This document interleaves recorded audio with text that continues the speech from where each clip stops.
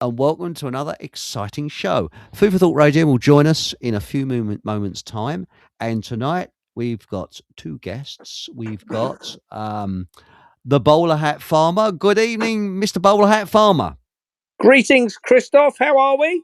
Mustn't grumble. And also we've got Hanorak or Paul. And good evening, our Transport Minister, Fockham Transport Minister. Good evening, Chris. Good evening, Mark. How are you both? Evening, Paul. How you doing, my friend? Mustn't grumble. Any minute now, Food for Thought Radio is going to cut in. So it's usually about 30 seconds past. So a few seconds' time, we're going to get the intro for Food for Thought Radio. So we're going to have to sort of introduce people again. But it always catches me out every bloody time. So is it coming? No, I don't think it is. Come on, Cooey. Food for Thought Radio. On you come. It's not Transport for Wales operated, is it? It's come about 2 hours later. There it goes. There it goes. Fill up your day. Oink, oink. Smart little bites that brighten your way. You're listening to Food for Thought Radio. Here at FFTradio.com. Cluck, moo, oink.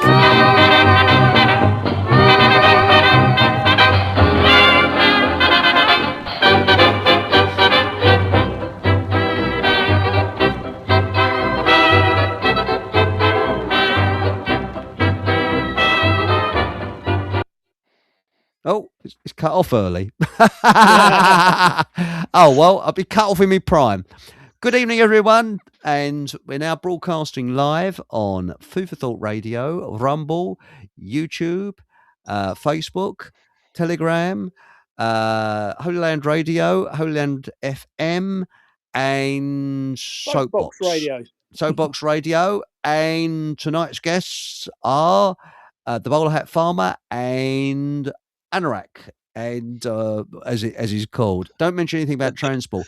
I think you're our farming correspondent, aren't you, Mark? Oh, yes, I'm the Ministry of Agriculture. That's right. Now, tonight we're going to be talking about fertilizer. Wow. Now, I thought fertilizer was the stuff that, you sort of dig it into the ground and stand back and watch the old plants grow.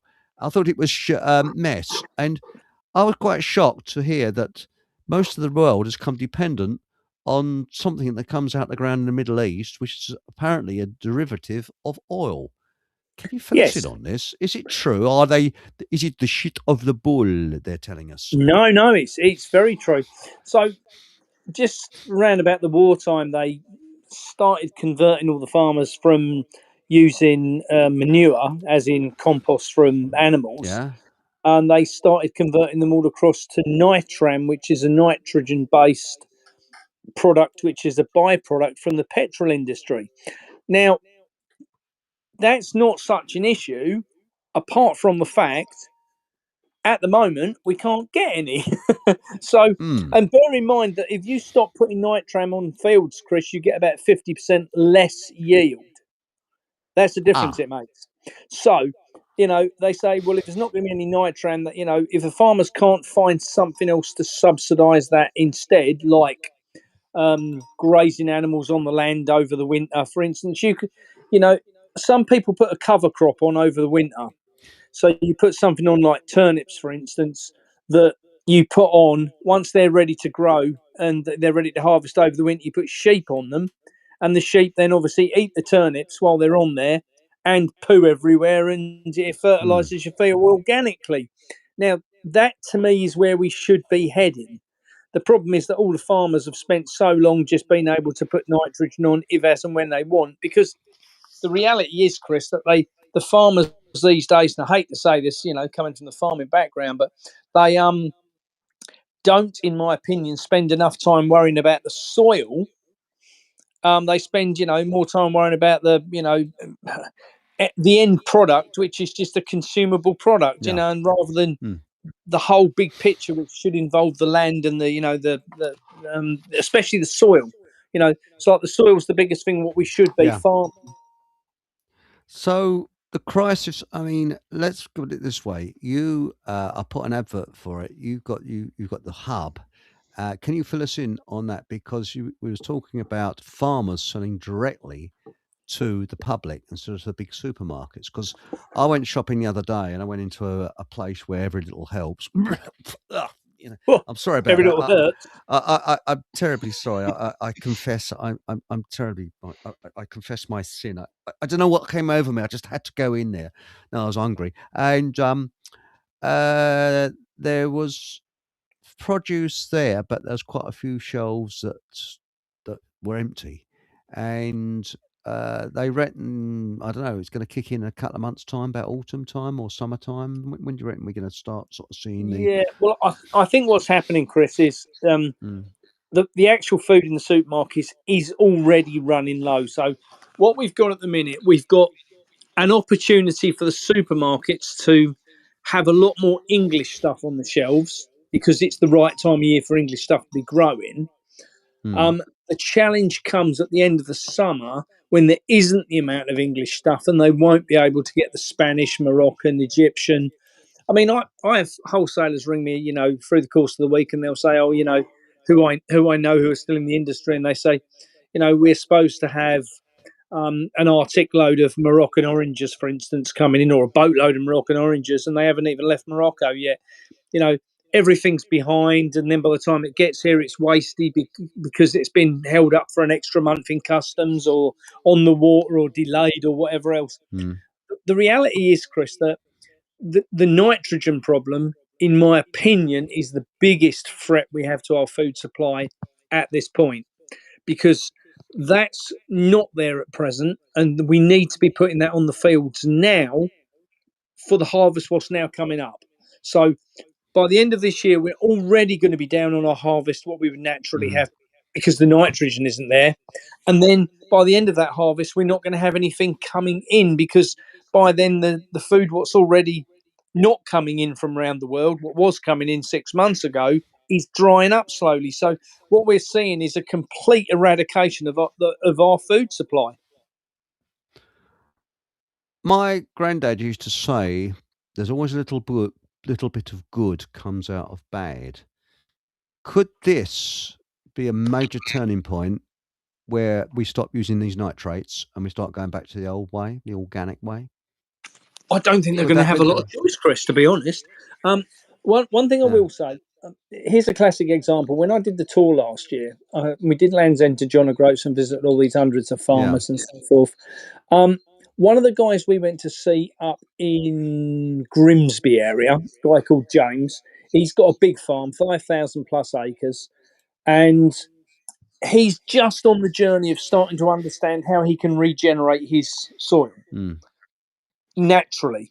So he's using a lot less nitrogen. Last winter, he did a cover crop. It's the first time he's done that where he put turnips in.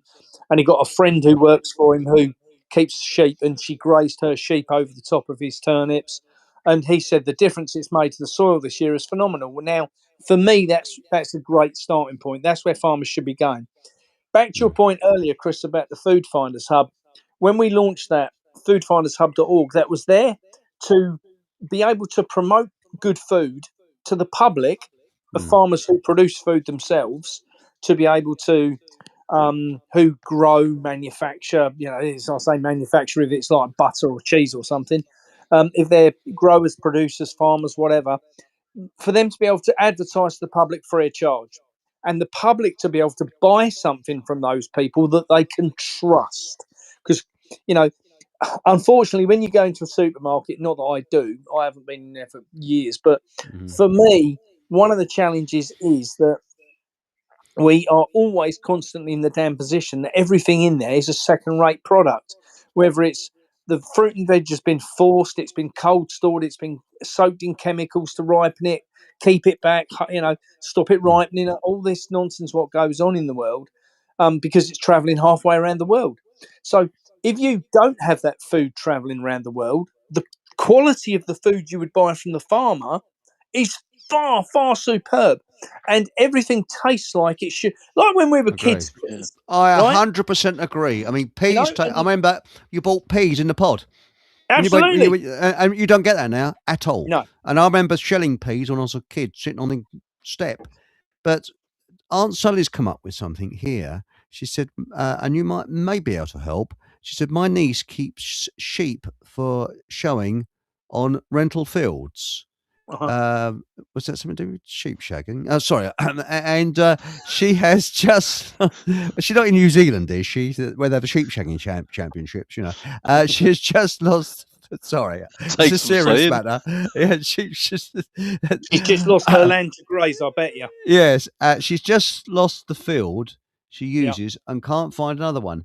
You'd think the farmers would be begging her for her sheep to graze, especially in apple orchards. Yeah, I mean, it's an interesting one because a lot of farmers, I don't know whereabouts she. I just asked the question as in a vagueness of whereabouts in the country she is, and then maybe I can put out an appeal and see, you know, Yeah. if Aunt Sally can give us the answer to that, what part of the country to start with.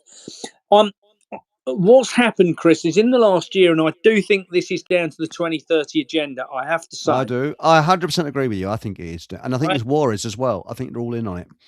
Yeah, absolutely. Well, what I was going to say is, as part of the 2030 agenda, that the Crown has stopped a lot of the farmers using their land to graze animals. The church has stopped a lot of people grazing on their land. Heritage sites have no longer been allowed to graze because, you know, it's all these bad farmers and, you know, and all the Mm. bullshit stories will go with it with cows farting and all of that, burping, farting, and nitrates, which Yeah. they claim farmers are using.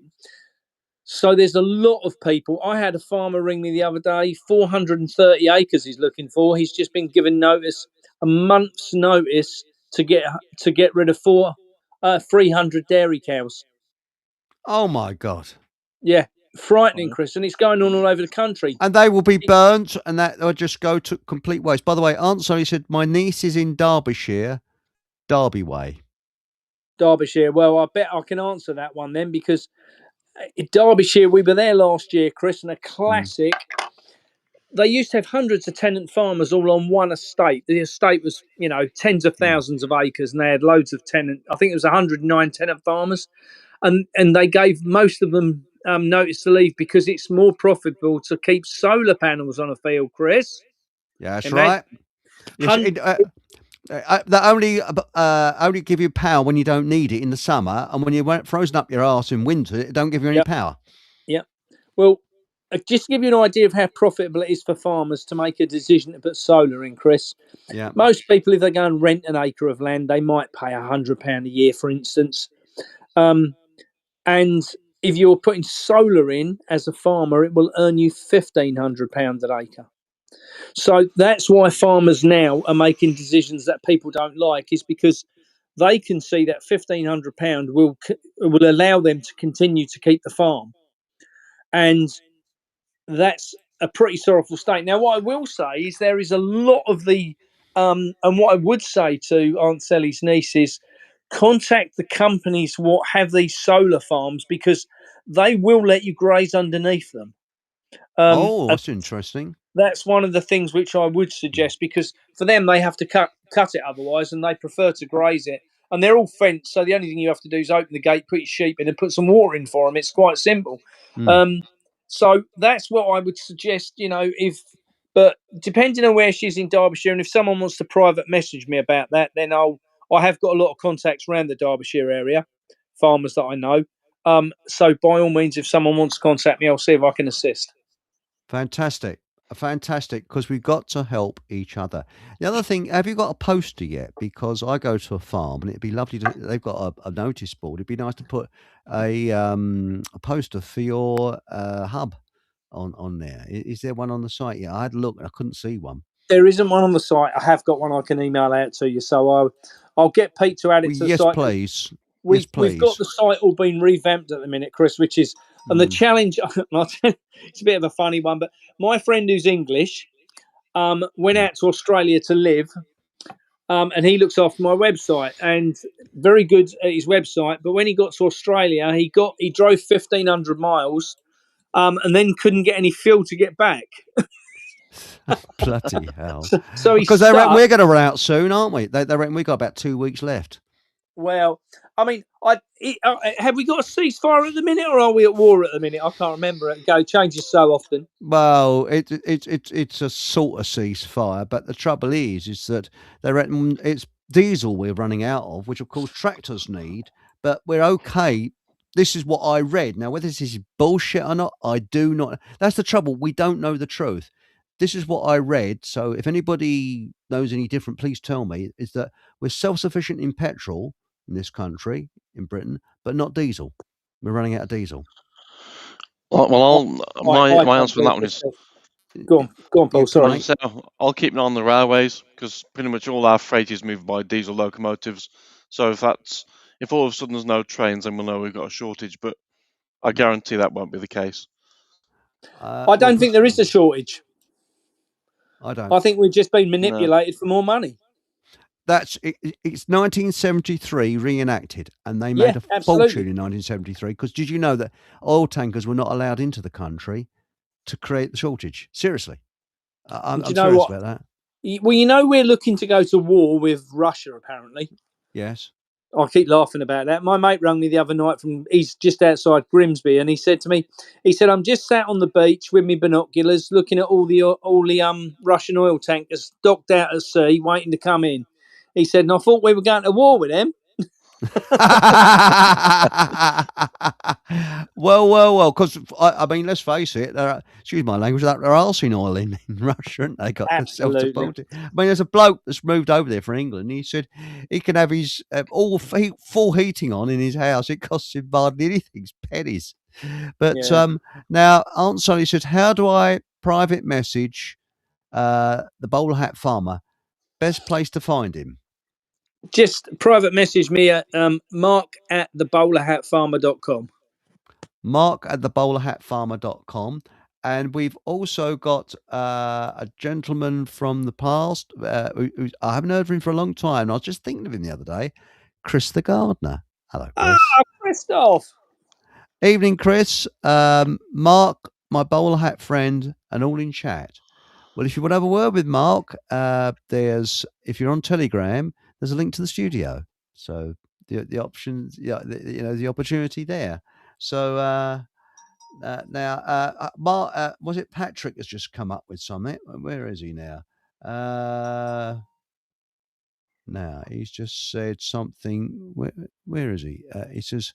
Now he says, "How do I get Food Finders Hub flyer to print out?" Well, unless if and again, I'd say if you drop me a message on that email address, Patrick, I'll ping it out to you. Okay, if you could read it out again, mate, I'll be most grateful. So yeah, that's mark@thebowlerhatfarmer.com. Right, hang on a moment. I'm going to get that into a banner. So we've got here, where are we? Add new banner. Mark at the bowler hat farmer.com. And I think we'll have this along the bottom here, and we'll that look correct, right? And just show this. Right, hang on. I'll just take this off the live chat and see if it works. How's that? Is that correct, mate? Mark@thebowlerhatfarmer.com. That's correct. That's right. I'll leave that there. It'll disappear when I put chats up, but it'll be there. And thanks, Paul. That's much appreciated. He's actually put it down as well. So thanks a million, mate. That's great.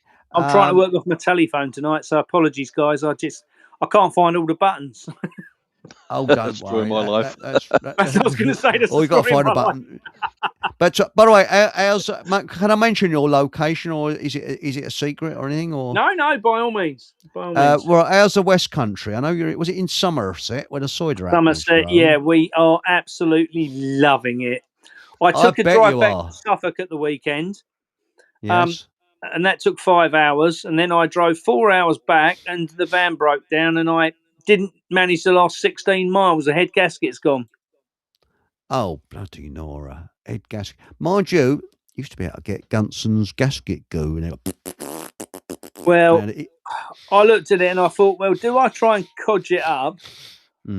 But my major concern is I do so many miles. It's like, what do? You might as well just spend money. At the end of the day, I'm going to sell it later this year anyway. So I might as well do it and know that I've sold it with good intention as well, because I don't want it breaking down on anyone else. That's for sure. Right. And it's How old is she? I mean, I'm talking she's about the clear car. 1986, so she's 38 years Oh, old. she's older than my Carina, which is Yeah, 1989. she's an old girl, and Mm. she needs a bit of loving. So, you know, if I have to spend a bit of money on keeping her on the road, then it's money well spent, Yeah. because it did 17,000 miles from MOT to MOT, and the only Bloody thing I hell. replaced was the water pump and the window washer pump. So I ain't overly worried. You know what I mean, I've not done any welding or nothing I on know her. what you She's just mean. genuine. Oh, I don't know. So now, what make is she? There's always She's a a she. I don't know. Volkswagen Volkswagen. T3. Yeah.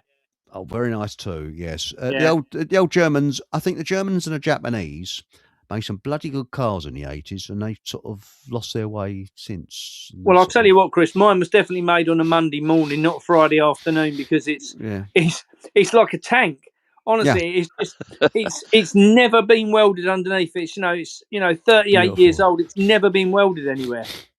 They Neither was don't my make them car. like that anymore.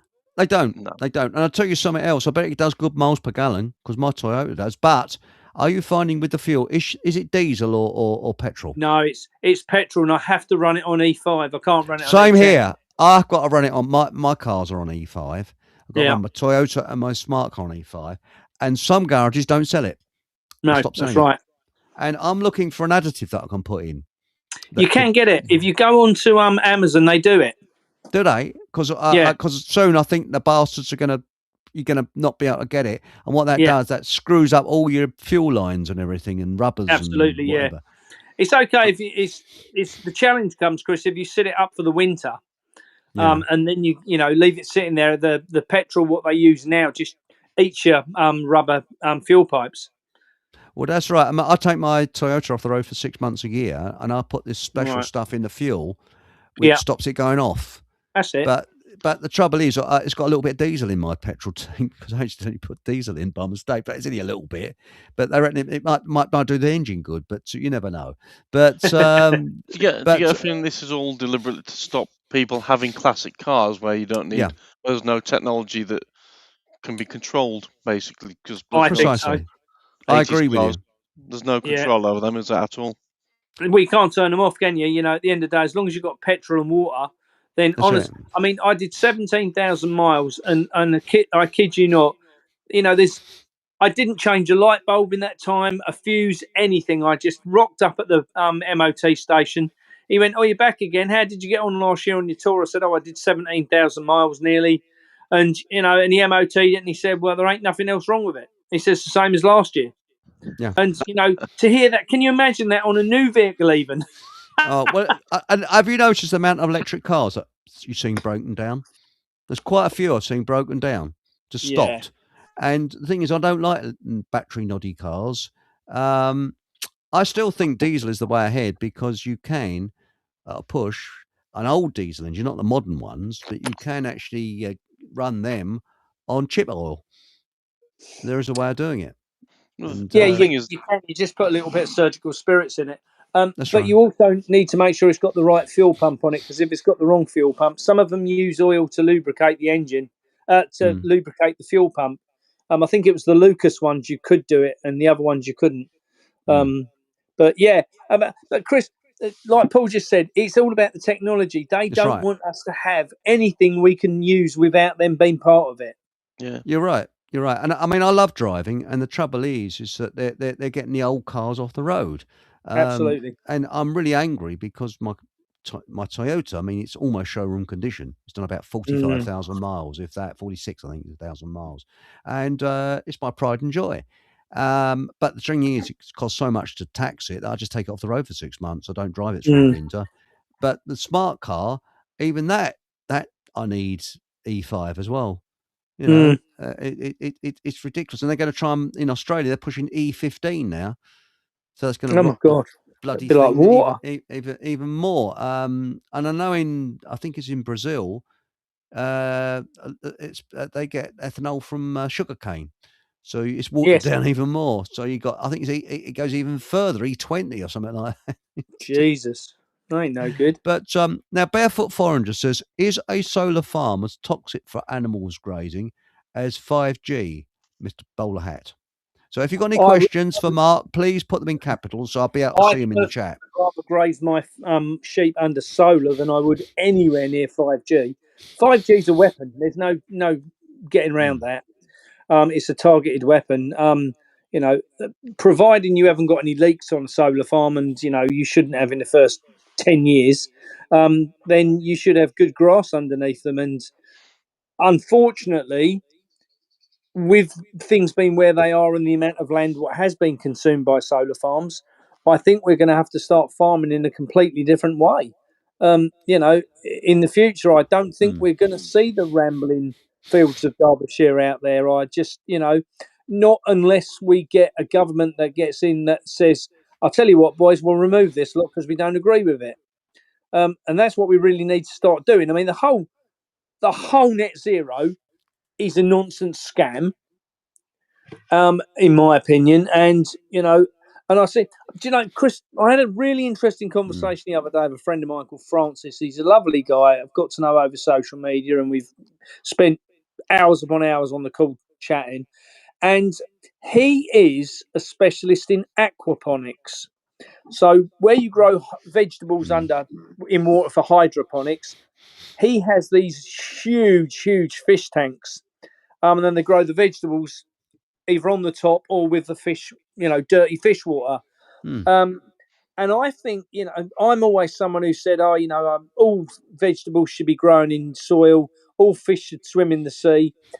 But the problem is at the moment, there's so much damage that's been done to the sea, the rivers, you know, poisons everywhere, the amount of plastics, whatever it might be, that's destroying the bloody water system. Is it the best thing for fish to be farmed in the sea or, you know, in a river when it's all poisoned, or can we actually have some sort of system like, you know, aquaponics where you can filter all the crap out of the water and put the minerals and vitamins in you do want? And I'm starting to think that there might have to be a complete rethink of our food system, and I mean complete rethink.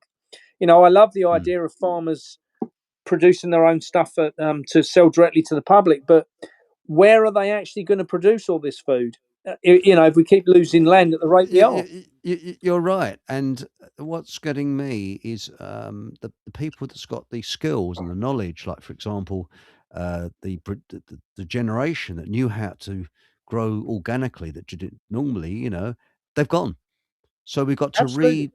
redefine that. Got to look at old books and things like that. I think Richard Vobes is trying to do this. He's got his own YouTube channel. Yeah, I think yeah. you know Richard, and Yeah, I know Richard I well. don't know how he's getting on, but I know he got a Fordson tractor or something, didn't he? Yeah, it's broken this week. Really? Well, Yeah. well, I don't know how he apparently. managed to break a Fordson Major. I didn't think that was possible.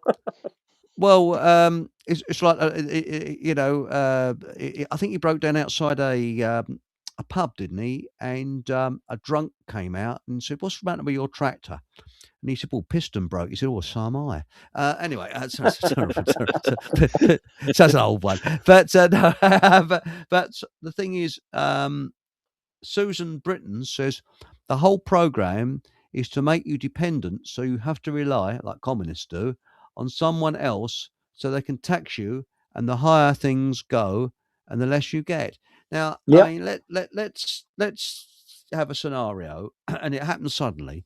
You go down to the local supermarket, and they got shelves and shelves, which they will have, of carbohydrate shit that Yep. you don't want, but no vegetables, no meat, nothing that's edible. The only thing you can get is Shite. shite, Let's basically. call it what it is. Yes, it is shit. High carbohydrate crap and shit. Yep. Full of Right. sugar. So you've got to go onto the internet. So we need to know your website where people can find their nearest farm. So Yeah. So hang on a moment. I'm going to go. What I'm going to do, I'm going to put a banner up for that. So, oh, hang on, I've got it here.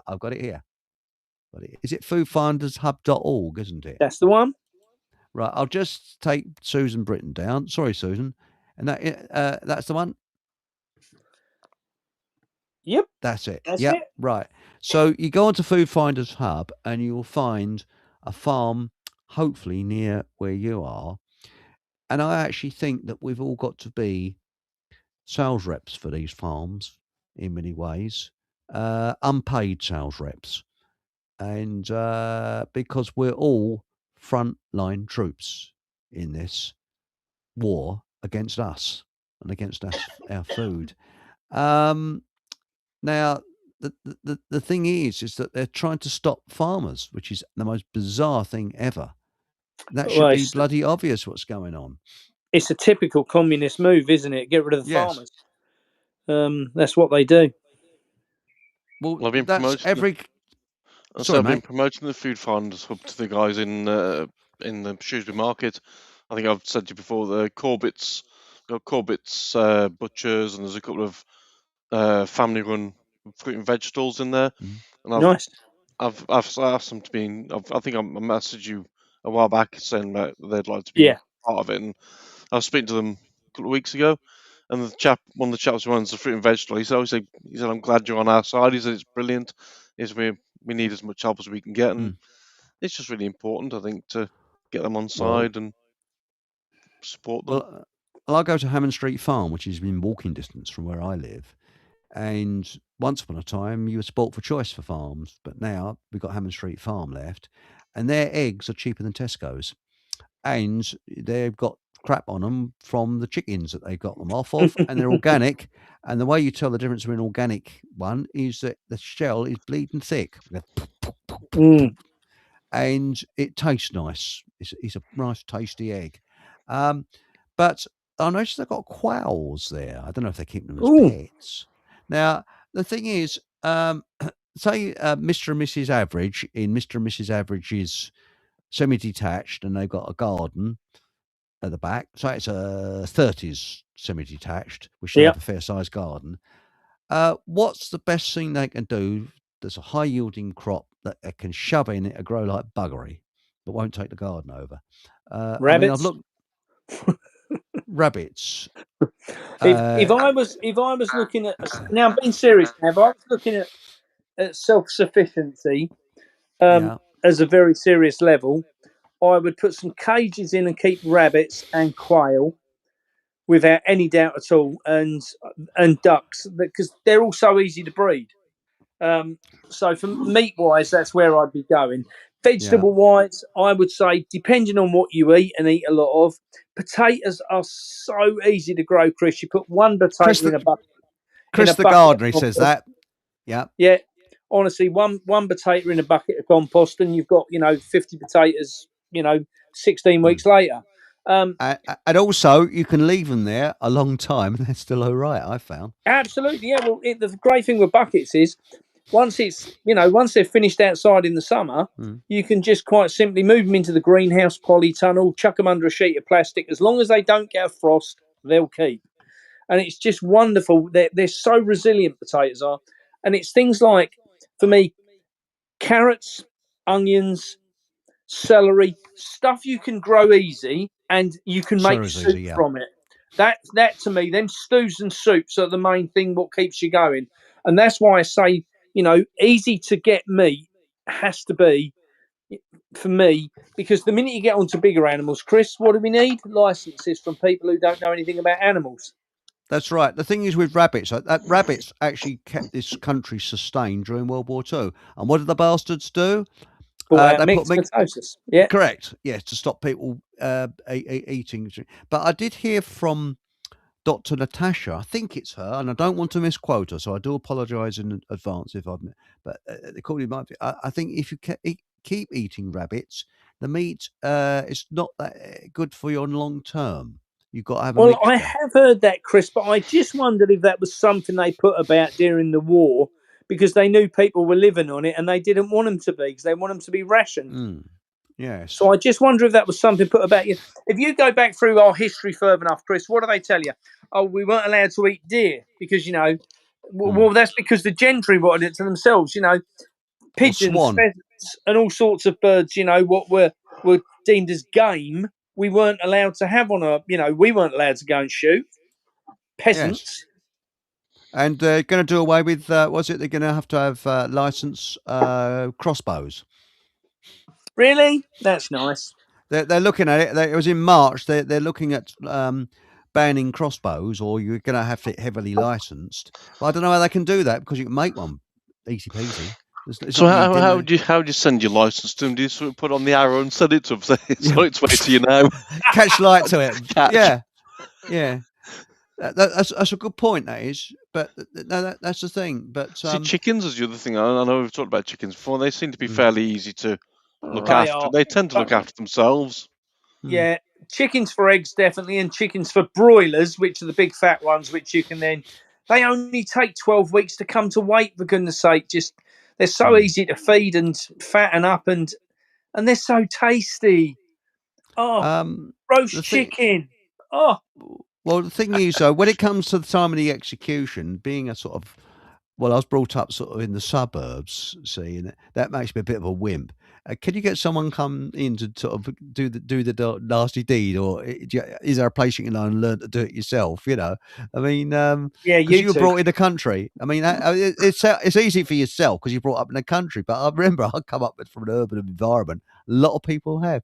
How do you learn this? I mean, you don't want to give the animals suffering or anything like that. Is there? No. I mean, the challenge is, and there is a fine line, and I will say, because I'm someone who fights back against halal meat and kosher meat because I don't agree with animals not being stunned before they're killed.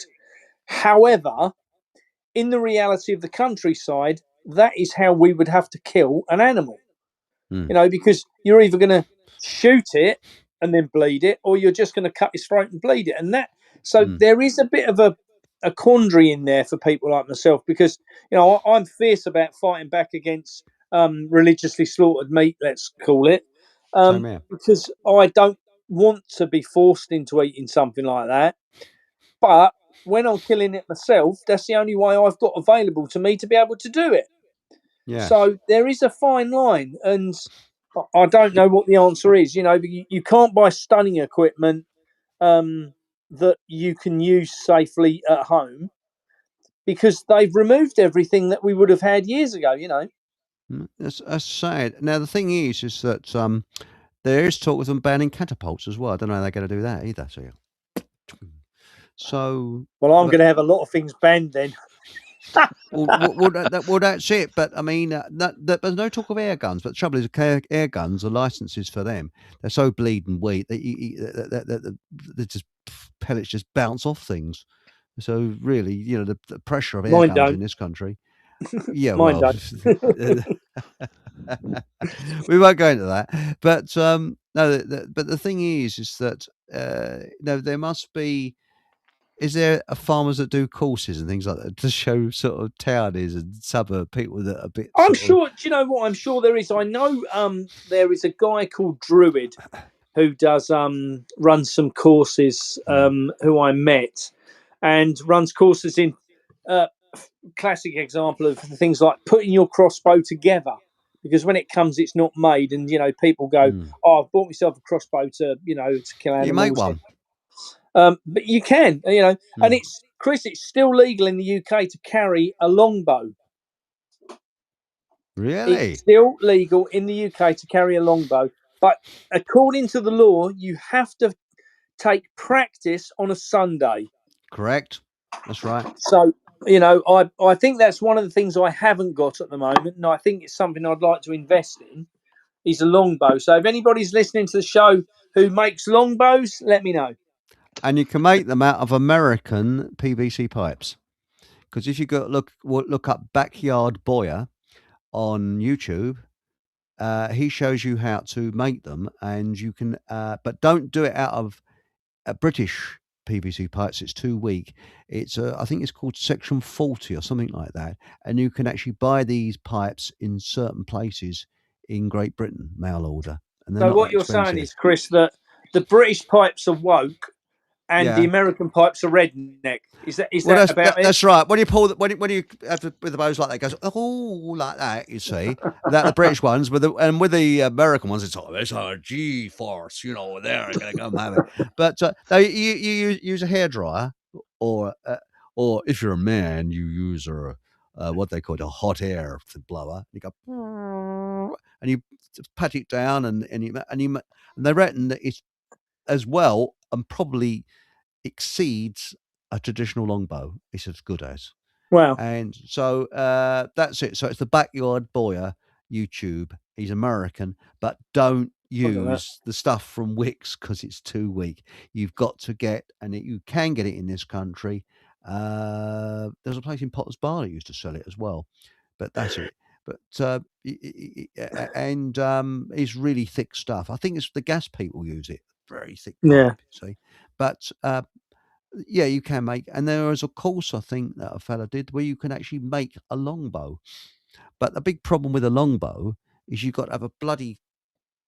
You got to start at the age of 10 to get the Yeah. strength. Well, I'm pretty This is sure why. that. Go on, Chris. Sorry. Well, no, I was going to say this is why you need what do they call it? I was talking about earlier. The old mechanical jobby to do, because Yeah. that's a lot easier.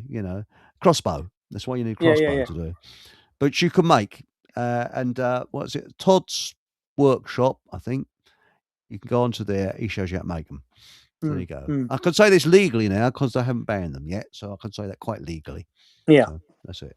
But for practice with targets on your own private land, I'll make that clear. For target practice on your own land, and you're not. I don't think you're allowed to kill animals with it. Or I don't know about politicians. That might be a clause in the law. You might be able to shoot them up the arse if they come round, But I'm joking. He probably could. Well, Star will probably come back for seconds. Yes, that's right. Oh, I like that. Suits you, sir. Oh, Not for the first time. That's right. Do you know You're sorry, Chris? I was going to say, do you know my favourite weapon? Not that I've got a lot of weapons, but if I had got a lot of weapons, my favourite one would be. I've got a flint knife, which a friend of mine made, and wow, it's absolutely amazing. It cuts anything, and I mean anything.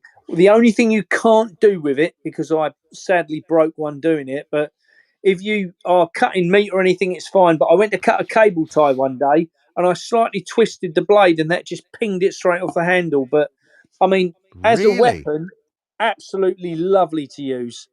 He does flint napping, which is bloody skillful. Yeah, and he does medieval days and trains people how to make axes and dig caves and live like Stig in the Dump.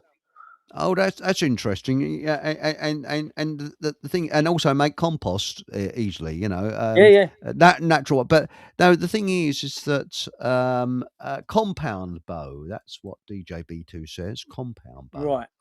So there we are. But no, but the thing is that that's the thing. I mean, what do you do with a rabbit when it comes to the time for the execution? I mean, take his head off first.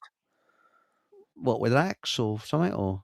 Yeah, just something big enough to just cut his head off.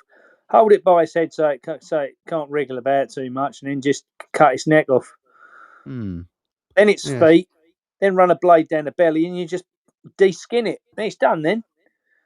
I suppose the same with squirrels, isn't it? Well, I was going to say, my mate Paul from Brambleby Farms, who co-hosts with me on a Tuesday night, he was doing squirrels the other day at his farm. Really? Yeah. But the other one, I'm talking about the grey squirrels, who are obviously not the red squirrels. Ones. Red ones are a lot smaller anyway.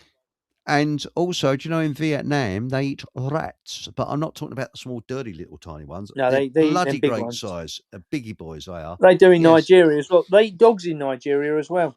Do they really? Yeah. Sort of Fido on toast. You can go into That's a restaurant. Yeah. So they see Battersea dogs home as a takeaway then?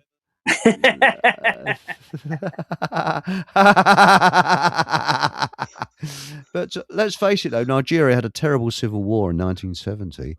So the poor sods that went through that, they'll eat any bleeding thing. Because anybody that's Oh, been through Chris, starvation, they'll eat I'll anything. tell you something. It's a very big part of Gloria's culture that they eat a lot of leaves to make soups and things with. And I'm like, what? Why do you eat? And when she asked the grandparents, the grandmother would say, because when we ran away and lived in the forest, that's all we had to live on. Well, I worked with a contract bloke who worked in Nigeria, and he said there's no animals in the forest because the people have eaten them all. Yeah, They were so yeah, hungry. yeah. But Mark Anthony says people have to go back to being self-sustainable and start growing their own food and being more practical like previous generations. That's right.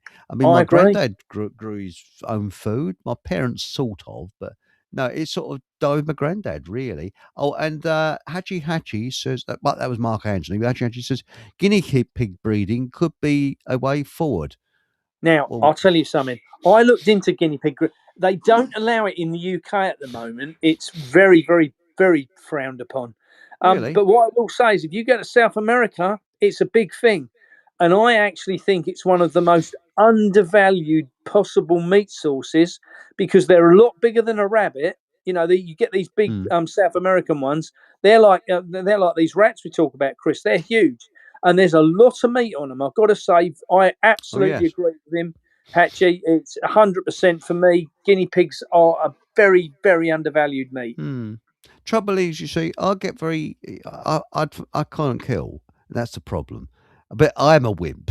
And because I get attached to the bunny rabbits, I think, nice fluffy bunny rabbit. I don't want to kill it. And I just, but then if my stomach's rumbling and I'm bleeding hungry, then I might do it. I think the if trick you not was to to give go, them a name. I think if I was that hungry, I think my neighbour's dog would look quite tasty. Nice. We're having cherry for tea Paul, you tonight. raised a good point there. That's the key, Paul. Is don't name anything. Yes. Now, so he says, I couldn't kill anything. It horrifies me. It does me, actually. But it's something that you've got to do, I mean, sometimes you've got to put an animal out of its misery, like a pigeon that's dying. You sometimes got to wring its neck. Absolutely. You've got to be cruel to be kind, unfortunately. Chris, I'll tell you a quick story. When I was about Yeah. 6 years old, I was out with my air gun and I was playing about in the garden and I winged this pigeon. And Granddad said, "You can't leave it like that. You're going to have to wring its neck." And he said, "Just pull it and twist it at the same time." And I pulled it so hard, I pulled his head off. Bloody hell. Margie, at least you did the job, didn't you? And And it tasted lovely. Oh yeah, with a lead shot and that. I don't know. I think I mean, got some right. I tell you, the pigeons I would have is a London pigeon. They're manky old bleeding things. Oh Christ! I mean, I should think you get every disease possible. You had a London pigeon. Well, no, I mean, surely now, Chris, now they've got ULEZ, they must be chemical free, mustn't they? The pigeons inside London. Well, I suppose it must be. Yeah. Yeah, The cleanest pigeons out there. Absolutely, there must be. But Mark Anthony said you have to have a different. This is to Aunt Sally. He said you have to have a different view if it was a situation where you were starving. I agree. Unfortunately, Yeah, I agree. And I would find it. I have to admit. I mean, I was a vegetarian at one time. I was a vegan at one time. I'd find it very difficult. Very, very difficult. You can get cream for that now, though, Chris, can't you? It is embarrassing, isn't it? Oh, it's where you sit down. I was going to say, Nigerian people, this is Susan Britton, Nigerian people live in suburbs just like we do. They have enormous nature reserves. Yeah, I suppose they do, because they've got a big sprawl, haven't they, in Nigeria, of suburbs? Yeah. Big. I guess the thing is, you were saying that guy you were saying who was doing squirrels. How does he catch them? Because that must be quite a challenge to shoot. No, not at all. You line your air gun up and pull the trigger. And a catapult is pretty easy, I'm not a very good shot for catapult. I remember as a kid when my very first experience of a catapult was to stone hit my thumb rather than going through the middle of the catapult because I pulled it on the angle and Jesus, did that bloody hurt. Well, my cousin lost his eye due to a catapult. A kid had a catapult and he had one eye for the rest of his life. Yeah, and my uncle got them banned in the shop where they were selling them. But Well, that was a long time ago. Now, My wood dad was a good pigeons. shot with a catapult because he took out the street lamp across the road from us where we used to live. But wood pigeons are nice roasted, yeah, apparently. yeah. And Aunt Sally said to Mark Anthony, we generally don't have enough wildlife to go around. I live near a herd of deer. It would last 5 minutes in a food shortage I in agree. my area I absolutely agree. if overpopulation in my area is overpopulation with newcomers. I tell you what, I'd go for roadkill. There's bloody loads of roadkill around where I live, especially these muntjac deer. Now, are they very tasty? I mean, have you had roadkill at all with muntjac deer? Absolutely. Now, the strangest meat I've ever eaten is badger. That's a strange one. Hedgehog's Really? not too bad. Yeah. When I was a kid, I spent some time with a friend of mine who was a traveller lad, and they'd get a hedgehog and wrap it in clay and cook it in the fire, and then when you peel it, once it's cooked, all the spikes come out inside the clay, so you're just left with the Oh, meat. But badger's a strange meat. It's very much like a beef. It's kind of a tough like a steak would be. So yeah, yes. That's all right. I've Because, eaten I all mean, sorts of things.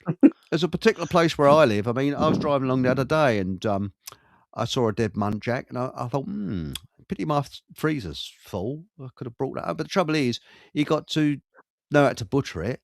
You get blood all over the bleeding place. And I don't think, well, I mean, you make a mess of me car.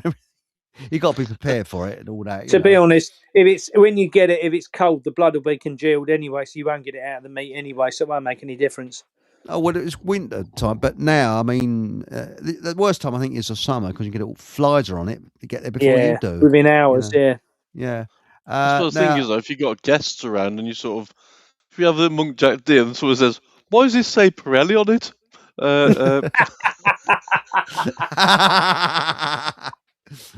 but people might think cruel bastards when listening in. But by the way, a barefoot forager said it tore my soul to learn to kill. But I eat meat, so I learned to swallow my hypocrisy and provide Absolutely. for my children. That's right. I was wondering about cannibalism with, I am joking, with politicians. You see, because that's why they don't come round the doors, probably, because people think, the blunderbuss or something like that. I am joking. I'm not serious. Because you know that joke I made about the dogs. You know, a dog is not just for Christmas. In China, if they're careful, there's enough to go into sandwiches in the new year. You know, and that one, I got a hell of a lot of stick for that joke. People were closing their accounts on Telegram and Facebook because you cruel person. I don't eat dogs. I'm sorry, that was a joke. No, I think that with the hedgehog as well. I suppose once you've peeled it back off, you can then say to someone, anybody need a toothpick?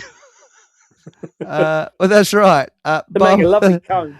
Right, it's just burning a hedgehog alive is incredibly cruel. I don't think they burn them alive. I think they're No, dead they already. don't burn them alive at all. They kill it first. That's right. Yes. Blue Ray says I couldn't eat meat. And where's this now? And now Barefoot Forager said a hunter told me we have one deer per 30 people in the UK. We have a lot of free greens. That's interesting. We have one deer per 30 people in the UK. I didn't know that. Wow. Yes. And he's right. I mean, there's an abundance of stuff. It's interesting because I was out weeding the veg beds where we're now staying. I was weeding the veg beds the other day, and there's loads and loads of dandelions about at the moment. And Yes, obviously, very tasty. Dandelion, you can eat the flower, you can eat the leaves, you can eat the roots. If you boil the roots up, you know they're really good for your heart. Make coffee out of it. Yeah, you can make Confederate I think, coffee. I think Barefoot Forager ought to get himself. I don't know what he Herself. Herself. Sorry, I apologise. She needs to be getting herself out there, and she needs to be pushing the fact of what she does and educating people in what they can and can't eat off the side of the road and the hedgerows and parks. And I think it's a very, very the foraging side is something I would love to know a lot more about. I know a little bit. And I'm all right with my mushrooms, but I would like to know more about the mushrooms. we were, funnily enough, where we are, there's a forest, and we were in there the other week, and you can see the different mushrooms, and I don't know what's what. Well, I That's don't touch mushrooms. I think they're dangerous, but you can actually grow your own mushrooms if you go into supermarket. Sorry, I said that cruel Are fail they them word. special ones? Supermarket. What are they called? Like magic? Yeah, they're magic. They're special mushrooms. No, you can go in there and you buy yourself. I quite like the chestnut mushrooms, Yeah. and apparently, if you get one, that's all you need. Put it in a liquidizer, and you get some straw, and you make sure you boil the straw. You put it in something like a pressure cooker or something like that first to make it totally clean.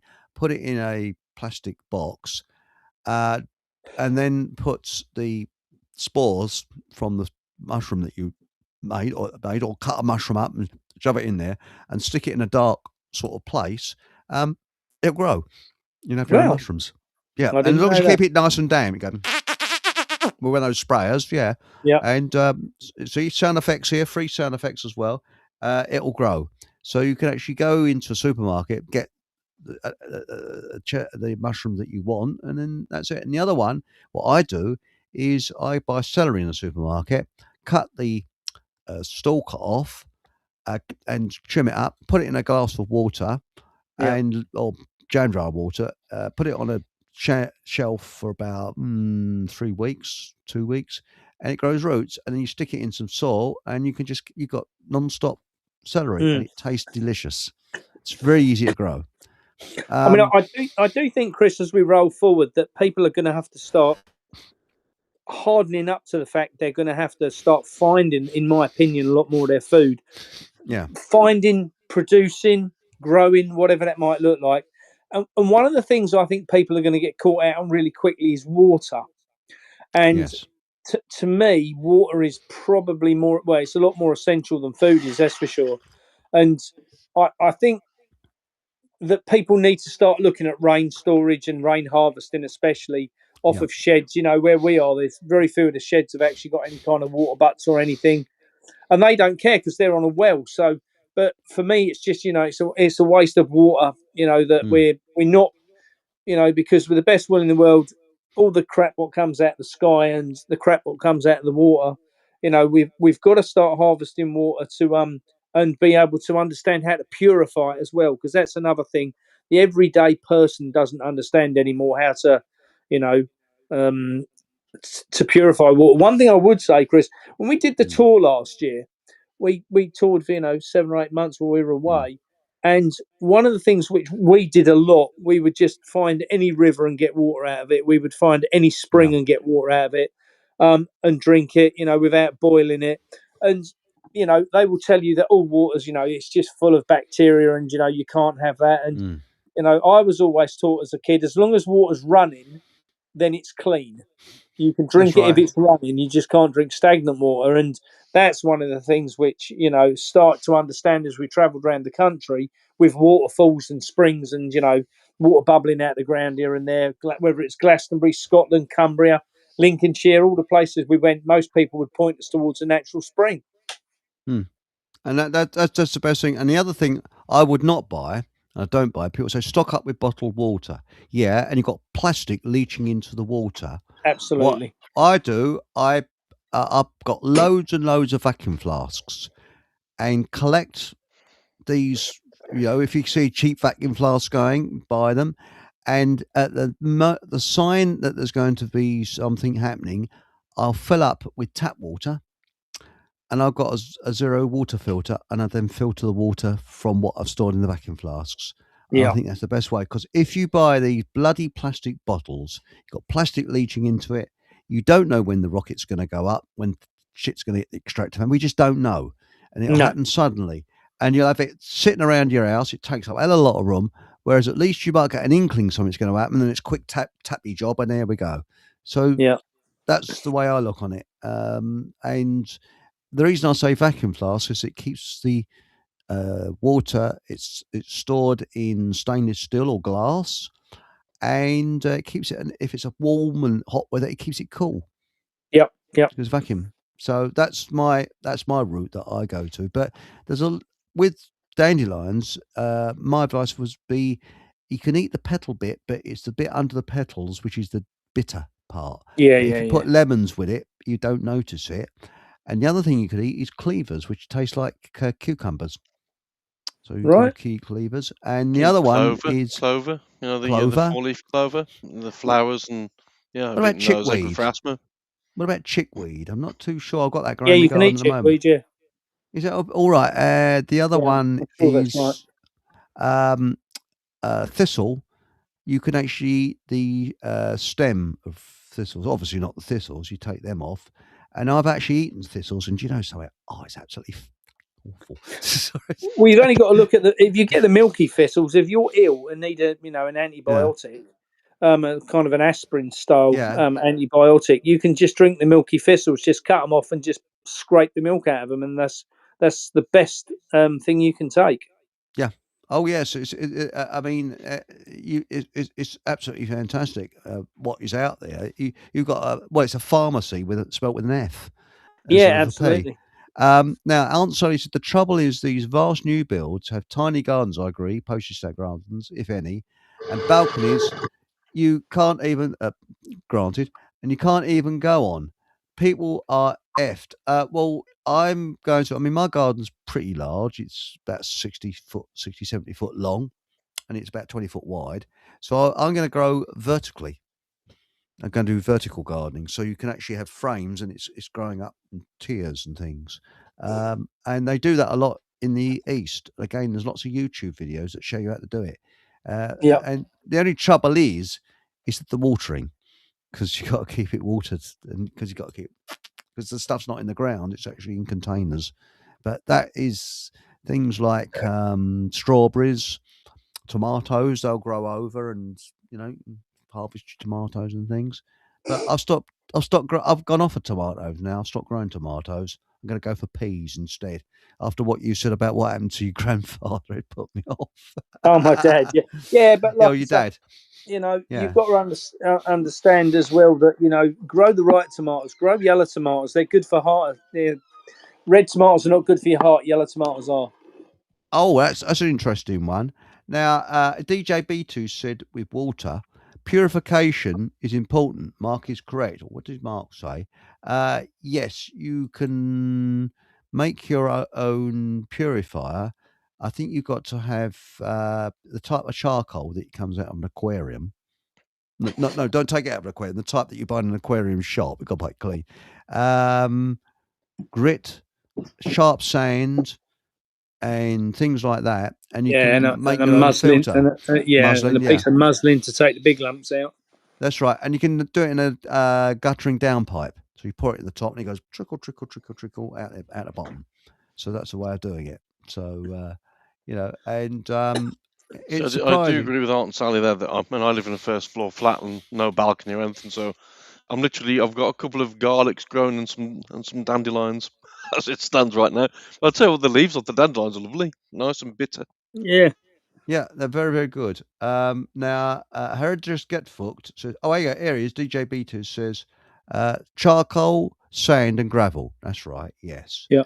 And wormwood, my wormwood growing great. It survived winter. What the bleed now's wormwood? Just Get Fucked, that is.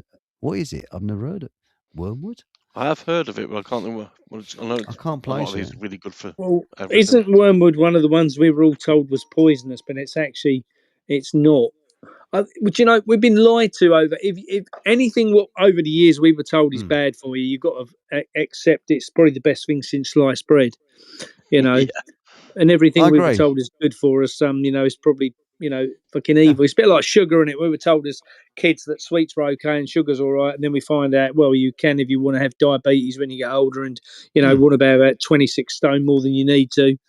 Lower immune That's right. system and when I went to a dentist Absolutely. when I was a kid, they gave, if you're a good boy, you got a lump sugar. Seriously. Absolutely. Oh, yeah, I Yeah. A remember good boy that. is a lump sugar. Do you remember that? Yep. But the thing is that it's like nicotine. Now, I've never smoked in my life, but Paul English, he sells these things called knickknacks, and I bought some from him, and they're just nicotine lozenges, I suppose, and you put them under your lip, and they sorted me cold out. They certainly sold it, and nicotine, as a doctor says, it's very good for clearing. It's very healthy for you, and it's not addictive. Seriously, it's not addictive. No, it's not. It's the chemicals they add to it what makes it addictive. Well, precisely, it's like smoking. Tobacco is not addictive. It's like drinking brake fluid. Most people can stop when they want. Very good. Sorry, Unlike vaping, which I do think is addictive. Vaping, man, yeah. I tell you what is addictive. Dates. I bought some from a grape tree, and they're from Iran, believe it or not. I don't think I'll be able to get them for much longer. Bloody nice. They're really nice. The trouble is they're very addictive, and you put on weight with them. So, Yeah. yes. Now, Art Anthony is asking a very personal question here. How many vacuum flasks do you have, Chris? Well, they call me 8 Bikes Eric. Surely it's far easier to have half a dozen dedicated food grade 20-litre containers to store a decent amount of water. Yes, you can go. It's all different ways you can do it. But the way I've got it is my father was a bit of a collector of vacuum flasks, and so am I. I think they're rather interesting. I don't know how many I've got really. Sort of a couple of boxes full. So, don't know, about 20, I Not suppose. articulated lorry full. Yeah, it's not articulated. Right? And I've got a camping gizmo that you pour Thames water on the outside of it. Because I was all laughing because I've got 8 bikes. They call me 8 Bikes Eric. And What 8 bikes? Are you thinking that there's going to be a shortage on petrol or something, and your bikes might get stolen, or what? no, I'm a nutcase. That's the reason why. Well, that's a simpler answer. That's the easiest answer. I'm a complete nutcase. I don't know. People just give them to me. I think, oh, poor sod. They give me, 2 cars and 8 bikes. I like transport, but mind you, it's going to be 7 bikes and 1 will be motorised. So there we go. Right. It's 250 watts of raw power. So I'll be able to electrocute me ghoulies as I'm cycling along. Oh! But no, the thing is that I don't know why I got 8 bikes really. I think I better get rid of a couple of them because I've got one for every day of the week. The question you got to ask yourself is, do you like them? Yeah, I do actually. Well, there's your answer. Well, that is it. Well, I'm just a bit bleeding mental. I don't know. I don't know quite why. Now, what it is, it started off with 1, and it's a bit like these people who have tattoos. And my neighbour's given me 2 bikes. Neighbour the other side's given me a bike. Miles gave me his bike, and I found one and I did it up. And I had one originally, and I just sort of collected. I think they're mating actually. I think it's the mating season for push bikes. I go up there, I'll bleed now. There's another one. Are you going to join the club soon? My name is Chris, and That's right. I'm a bikeaholic. That's right. I like a nice derailleur, Yes, I got one with a very nice derailleurs. I heard you like a chopper. Yeah. Yes, I'll show you my chopper soon. I'll tell you what, if you do go to this Bikers Anonymous, it's bound to be held in Rayleigh, isn't it, in Southend?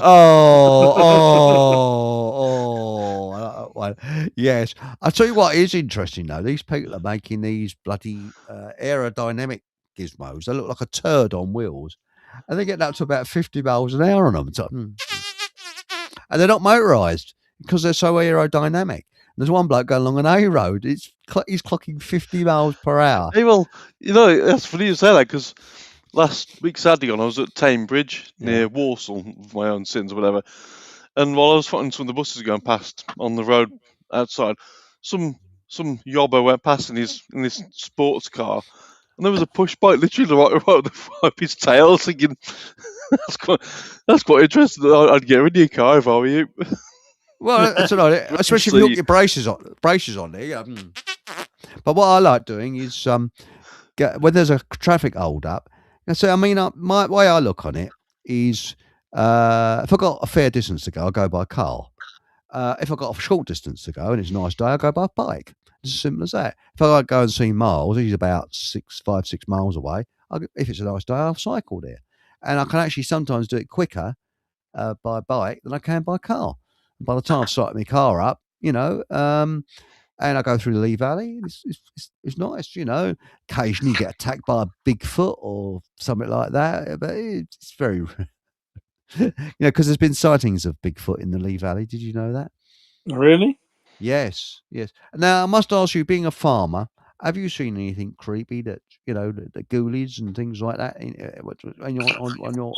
Interesting. I saw a black panther one day, which Really? yeah, up in Suffolk, and I called a friend who's a gamekeeper and said, "Look, just watch this video. What do you think this is?" And he said that's 100% a black panther, and we'd had no end of dead animals around the area, which people's chickens and geese and that, which had gone off the village green at Bayton and different places, and it was. Really? And he came back and he said, "Yeah, definitely a black panther," and it was bloody huge in comparison to a cat or a Really? dog. Yeah, so Hmm. biggest one I've ever seen. And I also saw one day I saw a black, which I wanted to say was a wolf, but Mm. it clearly wasn't. It was it was a big fox, but a big male fox, but it was black as the ace of spades, and we don't have to Really? say that now. And it was, Yeah. it was, just out in the field trotting about in the middle of the daytime, and I was like, wow, look, more like an Alsatian, but it wasn't an Alsatian. You could see it wasn't, Mm. but yeah, apart from that, no, not really. Seen a few That's UFOs. right. Really? Yeah, yeah, yeah. What sort of lights in the sky and No. sort of? We came home one day. We'd been out camping and we had a Mm. beer. I have to say, and we weren't very old, and we'd had a few beers, and we came down to Horsted, our village green, and there was this massive, great big spaceship in the middle of green, and we all laughed about it and thought that we were just seeing things, and then as we went round the telephone box and down the side of the green, the fire brigade came past answering a 999 call, and there was a report in the Bury Free Press newspaper that Friday that the crew had seen a UFO on the playing field. So you weren't Wow. piddles. We That's weren't pissed. Yeah, interesting. no, we were. Well, there's a very famous one in Nigeria, and your good lady might know about it, where an entire school, children, one landed in the playground, and they Really? interviewed the children independently, and they all said the same story, a very similar story. So they couldn't have just made it up. And yeah, How so strange. it's very, very, very odd. But I wonder whether they're from the outer space or whether they're from our future coming back to see us. Well, or let's just for 1 second, let's just pretend that the Earth is flat. Let's just pretend. Mm. And if there is an ice, and it might be round, but a lot bigger than we think, and so the bit we live on's flat, for instance. Mm. If there was an ice wall around us, do they live the other side? Because it does state that they're from outer space. If the space we Yeah. are on is Earth, and they are from outer the space, Mm. then are they just more of us? Or like we have various different colours and creeds around the planet, don't we? What's to Mm. say that we don't have another creed and colour around this planet? What might be slightly green, for instance, and look different to us? That's right. Well, Well, I won't. they're called ET, aren't they? Which is extraterrestrial, Yeah. extraterritory. That's right. Extra territory, yeah. That's right. And I mean, I won't say my UFO joke, my alien joke, unless I am prompted to say my alien joke. Oh, what's this alien joke, Chris? Oh, I've said it so many times. People are thinking, "Oh, bleed." No, he's not saying that one again. Yes, I came home one day, looked at my garden, and one had landed in my garden, and I went up to it, and it's it's spooky, and suddenly the door opened. This hideous creature hopped out and came up to me and said, "Greetings, Earthling. I have travelled 30 billion light years. Could I use your toilet, please?"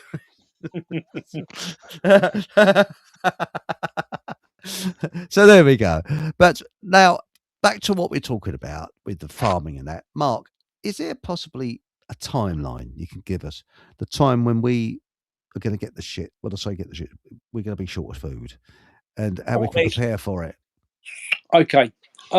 Firstly, I think if people do a little bit of research, they'll realise we're already in food shortages. It's been hidden. I've got a friend who works for Tesco's, and he rang me the other day and he said, "You're never going to believe what we've been doing." And I said, "What's that?" He said, "Right across the country, every Tesco's in one night had contractors in to remove an entire aisle of fridges, right? So this is the fridges that hold all the meat, the dairy, to get rid of one complete row right through the store and put new shelving up and backfill with extra biscuits and crisps further down the store to make sure that things look the same the next day." But nobody realised they'd taken away all the fridges. So there's less meat, there's less dairy. Obviously, dairy isn't just milk. You know, you're talking about 100 different products from dairy, whether that's... That's right. And Chris, one of the interesting things just on that note is, did you notice how many people didn't this year buy Cadbury's cream eggs because they've gone over to palm oil rather than milk? Yeah. Well, I don't have chocolate anymore, but I know that Cadbury's became crap.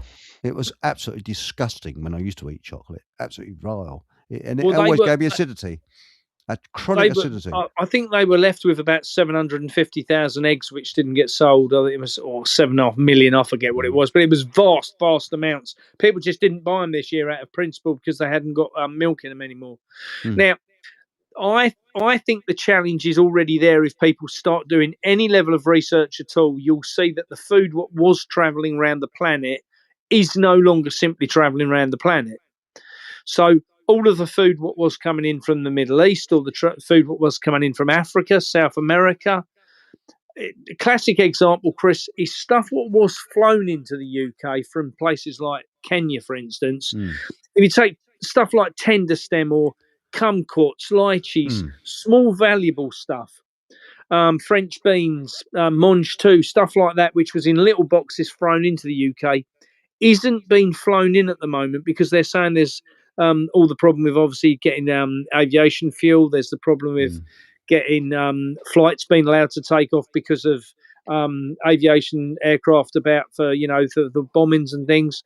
So there's a lot of food isn't traveling around the planet. Well, that's going to have catastrophic complications further down the road. As I said earlier, at the minute, a lot of people are living on the context that we've got plenty of food in the supermarkets. We really haven't, if you have a good look.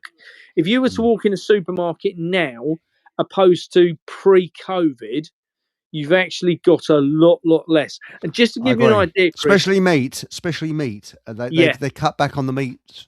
Well, just to give you an idea, that I know this because I've got a friend who works inside Tesco's, but every little hurts. Their food, as in general, they hold 72% less food now in the system as a supermarket than they did in 2020.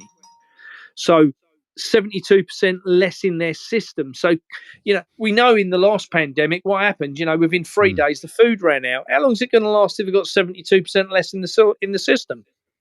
You're right. And Aunt Sally said, and I found this. Luckily, I've got a tin. You can't buy cocoa anymore. There has been a bad crop, and the only cocoa left on the shelves is extremely expensive. Yes, I found that. And I'll tell you something else you can't buy. Coffee filter papers. They used to be plentiful, and they're really expensive now. Yeah, you used to buy them for pennies. Now, pennies, about £3. Now you're talking about, for 80, you're talking about sort of £3 to £6. Well, that's because they don't want you to drink coffee because it's imported, so it's coming too far. When you look at the net zero side, and this is the reason I genuinely do believe that net zero is bullshit. I 100% agree with you. Yes. Let's look at the facts on that just very quickly, because when you look at it, what does net zero mean? We're not going to have any carbon being produced. Well, if there's no carbon, we're all dead. Yeah, we are carbon based. Let's face it. We know that carbon produces, is good for trees. We know that trees, they give us a return thing called oxygen, and without oxygen, we're kind of screwed. And then there won't be any carbon dioxide from us, so the trees are screwed. this is a system where we all win. This is the whole idea of the planet. Evening, gentlemen. Well, that's Mr. English.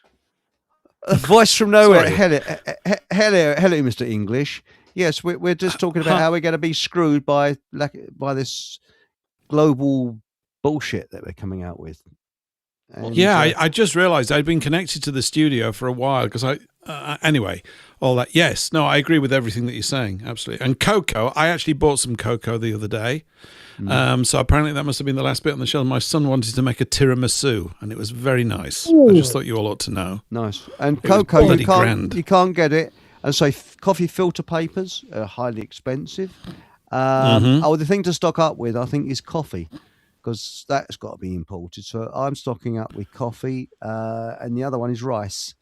That's Well, going to be if my expensive, observations are anything to go by, when I went down to London on Saturday, and the train I get from Moore Street down to Marylebone always passes a container train between sort of Dorridge and Leamington Spa, and that train is always all containers.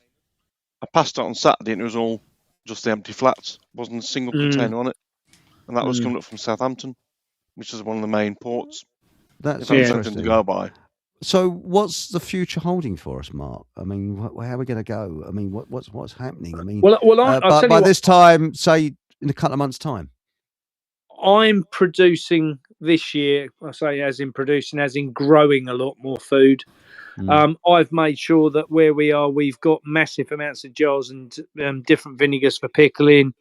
We're looking at things a lot more sensibly this year, knowing what was coming. We've made sure we've got a real big food supply around us this year. Massive amounts of seeds. I'm quite fortunate because we've had a load of stuff in storage for a year since we left Uncle Ray's farm. And I emptied one of the boxes today and found loads and loads of seeds. I was like a kid in a candy store. It was like whoop whoop, So I've got all these extra seeds what I didn't know I was going to have. Just to give you an idea where we are, we've been putting in a lot more raised beds this year. Yeah. I went home to Suffolk for the weekend. I went to see a friend who grows some fruit trees. So I made sure I got a load of fruit trees to bring back with me to plant. So we've got extra fruit growing on the site. I've put strawberries in trugs. I'm trying to up the whole game this year, so that I'm going to grow a vast amount of tomatoes, so that we've got lots of purees, tomato sauces, tomato soups. So this year's going to really be for me. Last year, obviously, I didn't grow at all because we was on tour. So this year, I'm pretty sure that we are on a limited time frame, and I will say that to people. There's so much you can do for yourself at home. It's untrue. A friend phoned me the other day, and he's got a lot of land, and he said to me, he was short of time to build raised beds. And I said, when I was at your farm last, you had loads and loads of old tractor tires. He said, yeah, what about it? I said, just stack them too high and fill them full of soil. I said, and you got raised beds. So that's what he's doing, and he's growing potatoes in them, And I said to him, things like mint, for instance, mint's an absolute sod for taking over raised beds. But if you've got a couple of tyres, stack them on top of each other, chuck some soil in, and plant your mint in there, and then it can't spread everywhere. And there's all that you can paint. Paint what colour you want. But the question I've always had is, why do they raise beds? What is the thing about raised beds? Does it grow quicker because of the raised beds? I mean, I don't understand. There's two things. One, you can increase the fertility of that soil a lot easier, because if you fill a raised bed full of compost, you've got good quality, beautiful soil to start with. And if you're working with the standard level of ground, then the chances are that the clay is dead anyway. So also the other side is that, why the hell do you want to be on your hands and knees when you can, just bend over at a raised bed? So it's a lot more healthy for us oldies, especially. Now the thing is that you mentioned about growing carrots and things like that, and there's loads of help on YouTube. Loads of people showing you. Also, have you seen these snail things that they're making, where you make you put compost onto plastic, and then you put your seedlings along the compost, and then you roll it. Yeah, It's yeah, called a snap, and I haven't tried it, but you know, yeah. but I the mean, thing Chris, is, it's just one of the things we set up this year. Just to give you an example, we set up a thing. There's a website called Skool, Skool, yeah, and we've set up a classroom on there. We've got about 140 people which are registered. Some have just got a bucket on a balcony. Some are professional growers of hydroponics and aquaponics and electroculture and all sorts of things. And it's just a free place for people to come together who want to know a little bit more about growing food. now that's interesting because we've got to go back to, I would say, the generation that was in the Victorian and Edwardian times, because everybody grew their own food in those days. They had to because it's so expensive, and I think And we've got to it's go so back to that. easy. It's so Yeah, easy, Chris. I mean, I say if anyone goes to school and just types in field to feast, field to feast. school.com, yeah, I'll write that SKOOL.com. down. School.com. And if they just type in field to feast, then they'll be able to find our education centre for people growing, and people put on all what they're doing around the world. And there's people on there from 14 countries. I'm there right now, Mark. So yeah, nice cow. Nice cow. Well, Yeah, there's a nice cow picture of a cow. there. Nice image There's of an a cow. Wow. Is there? I don't know. Mm. I don't know what anyone's got on there at the minute. I think it is the logo's a cow, isn't it? But Yeah. the thing I was going to ask you, I mean, you're saying, Mark, that when your son goes to school, there's a kid that identified as a cat or something. Yeah. Have you, Bless you. now you're down in Somerset? Is he down with you in Somerset, or is he still back? No, he's in Suffolk, unfortunately. Oh dear. I think that Suffolk. Bless you, by the way. I would have thought Gloria. that Gloria. Yes. All that. Do you know why you say bless you? By the way, when someone sneezes, Go on. that was the first signs of the Black Plague. Seriously. That's why I say bless you. But no, the thing is that we've got to learn fast how to grow our own stuff and forage a lot. That's the thing. But yeah, it's been an interesting learning curve for me this year, because there's certain things what I've never taken from seed. Things like beans is really easy. Things like Peas. runner beans, peas, anything like that. It's really easy to produce a seed. Things like pumpkins, butternut squash to dry them and save them, tomatoes, courgettes, cucumbers.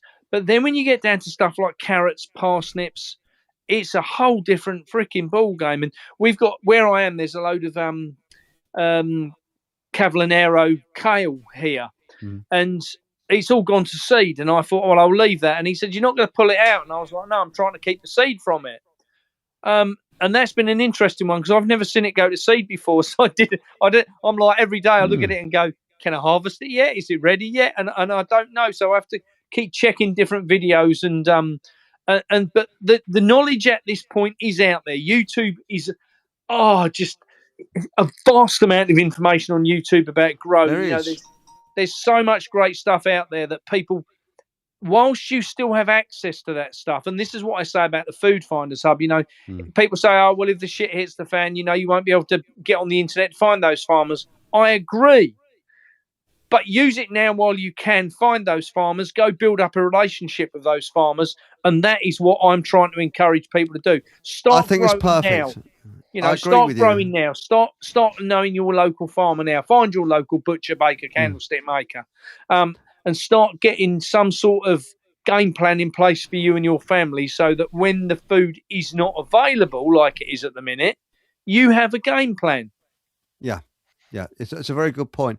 And I think also we've got to be careful, because when people, I think the government have realised that we're only 3 meals away from a revolution, or is it 2 meals or something like that? I'd say at the minute we're 1 meal away. Or 1 meal. But the fact is, that's why there's no shortage of crap in the supermarkets. You can always buy the Absolutely. shit. Yeah. That'll all be overbrown. And so you're going to say, Paul. Have you seen what's been going on in Ireland with obviously the truckers and whatever blocking the roads, and some police went into a cafe in some town over there, and they were basically told to get out. Excellent. This is what we like to see. That's what we like to see. Brilliant. Now, and they're supposed to be the most dumbed down because they got fluoride in their water. So maybe they're trying, pushing back against it.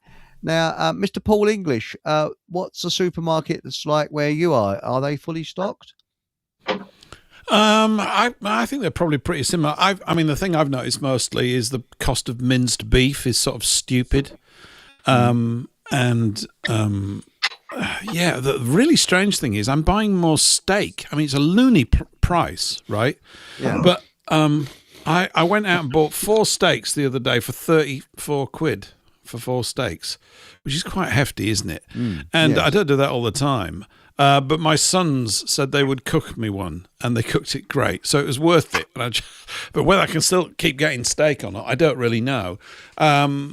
We've still got our little meeting going on every couple of weeks, which is good, and we're in a semi sort of rural place. I find it difficult to say that. So there are connections around here, and they need strengthening, but the people still haven't fully got it. I include myself to some degree, although, Mark, I did see your good video on how to grow potatoes in a bucket. Which is good. It's so easy. Yeah. It looked great. And I thought, well, we've always got plenty of little knobbly potatoes around to actually do that. So, and I've got my whole garden, which I witter on about, don't do anything about, although I have taken I've been up the tree twice now with the chainsaw and taken 2 massive branches out.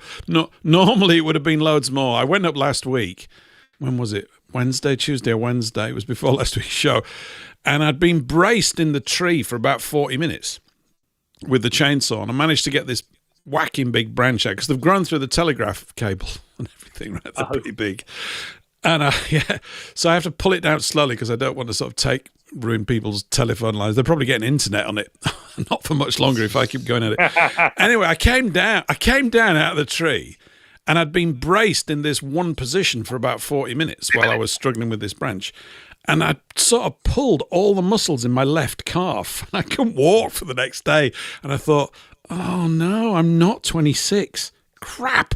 Because as a bloke, you just go on thinking that you are. I mean, I can climb the tree, okay. I can do all that kind of stuff. But it's these weird little positions. And then, when you exercise certain muscles in your body for a long time. Actually, Mark, you probably don't. You're probably exercising a whole lot. But I had a sore neck. And then the next day, I had to repair the oven because the element had gone in the oven. That was a lot of fun. And have you ever tried to take the back plate off of an oven? It's so frustrating because you've got these self-threading screws. It's dark, and they're fitting so tight. So there was a bit of shouting going on from me, and that's an understatement, right? Because I sort of, when inanimate objects start to give me a bit of feedback, I kind of lose it almost immediately. It's very, very it's terrible. It's really bad. So I end up sort of just kicking things. I don't even care if I'll buy a new bloody oven if I can't get it. In the end, I got it fixed. So anyways, I've slightly gone off beam, but the garden we've got a pretty big area for around here. It's about 50 foot by 40 foot that we've got. It's quite nice. Loads of space. It is actually, and there's one side of it is literally south facing and gets the sun nearly all day. It gets the bit, and I'm looking at this. I'm going. This is a bit that's got about 8 trees in it. These trees, diameter of the base, they're about 2 to 3 feet in diameter. Just to give you some idea, they're big buggers. They'll be sucking really a vast amount of water out of the ground as well. Yep, and all that. So, the ground's not the most fertile at the moment. Although we thought we could, instead of using the toilet, we could just go ourselves on the land for a bit, much to the chagrin of our neighbours, no doubt. They'll get a bit cross about that, won't they? But it needs to be put to better use, and I'd like to put it to better use. So I'm trying to not overthink it, because the other thing is, I've mentioned before, if I end up being the only person around here that actually did get my food act together and things kicked off, there'll be loads of people knocking at my door with baseball bats and stuff like that. Seriously, I mean, you just think, well, why do we deal with this? So I don't know, but I think we ought to just try and encourage one another to get on with it. I really could do to be bossed around, though. I mean, I'm serious. If some bloke down there would say, I'm a gardener, I'm going to tell you what to do, and I'm going to shout at you a lot to get it done, I go, great, that's exactly what I need. Because it's not that I can't do it, I just don't know what to do in the right order. And I know you're saying it's easy, Mark, but it's funny. I mean, my head's half head, half computer for the last sort of 20 years. And it's like, it's not that I'm not practical. I've got repaired doors and I do things like that and I build stuff every now and again, but I hadn't done it for quite a while. So I'm just sort of trying to rediscover that muscle. But I think it's connecting with the farmers and growing your own. I think it's it's anything and everything that we can do to build up that culture I suppose that what we could we're do- doing what we can to become self-sustaining. Yeah. I Yeah. suppose what we need What is can we sort grow? of, a, That's right. sort of a Sorry. calendar of what we should grow and when. It's like, Well, what can we grow now? I mean, it's what, middle of April Oh, almost. now you can What's- grow everything. There's nothing you can't set this time of year.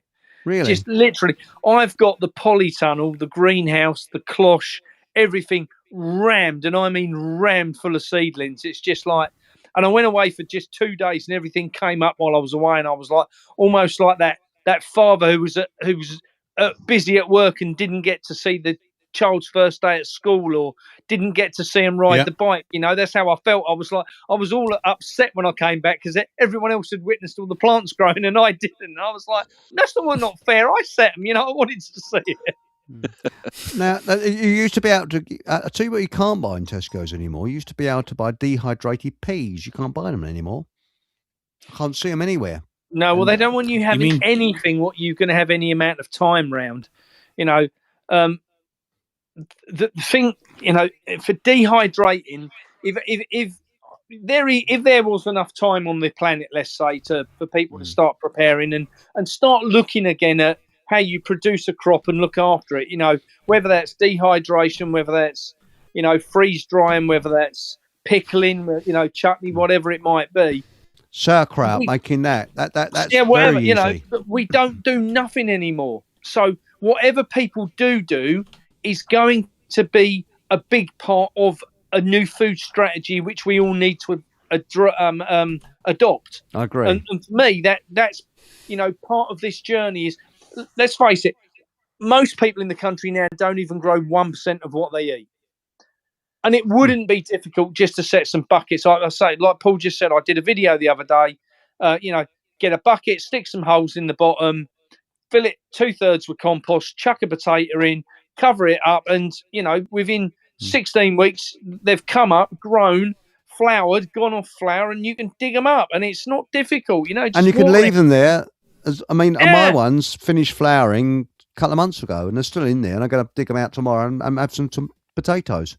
You know, So, people say- I mean, a classic. I saw a brilliant video the other day that someone had done about growing tomatoes in hanging baskets.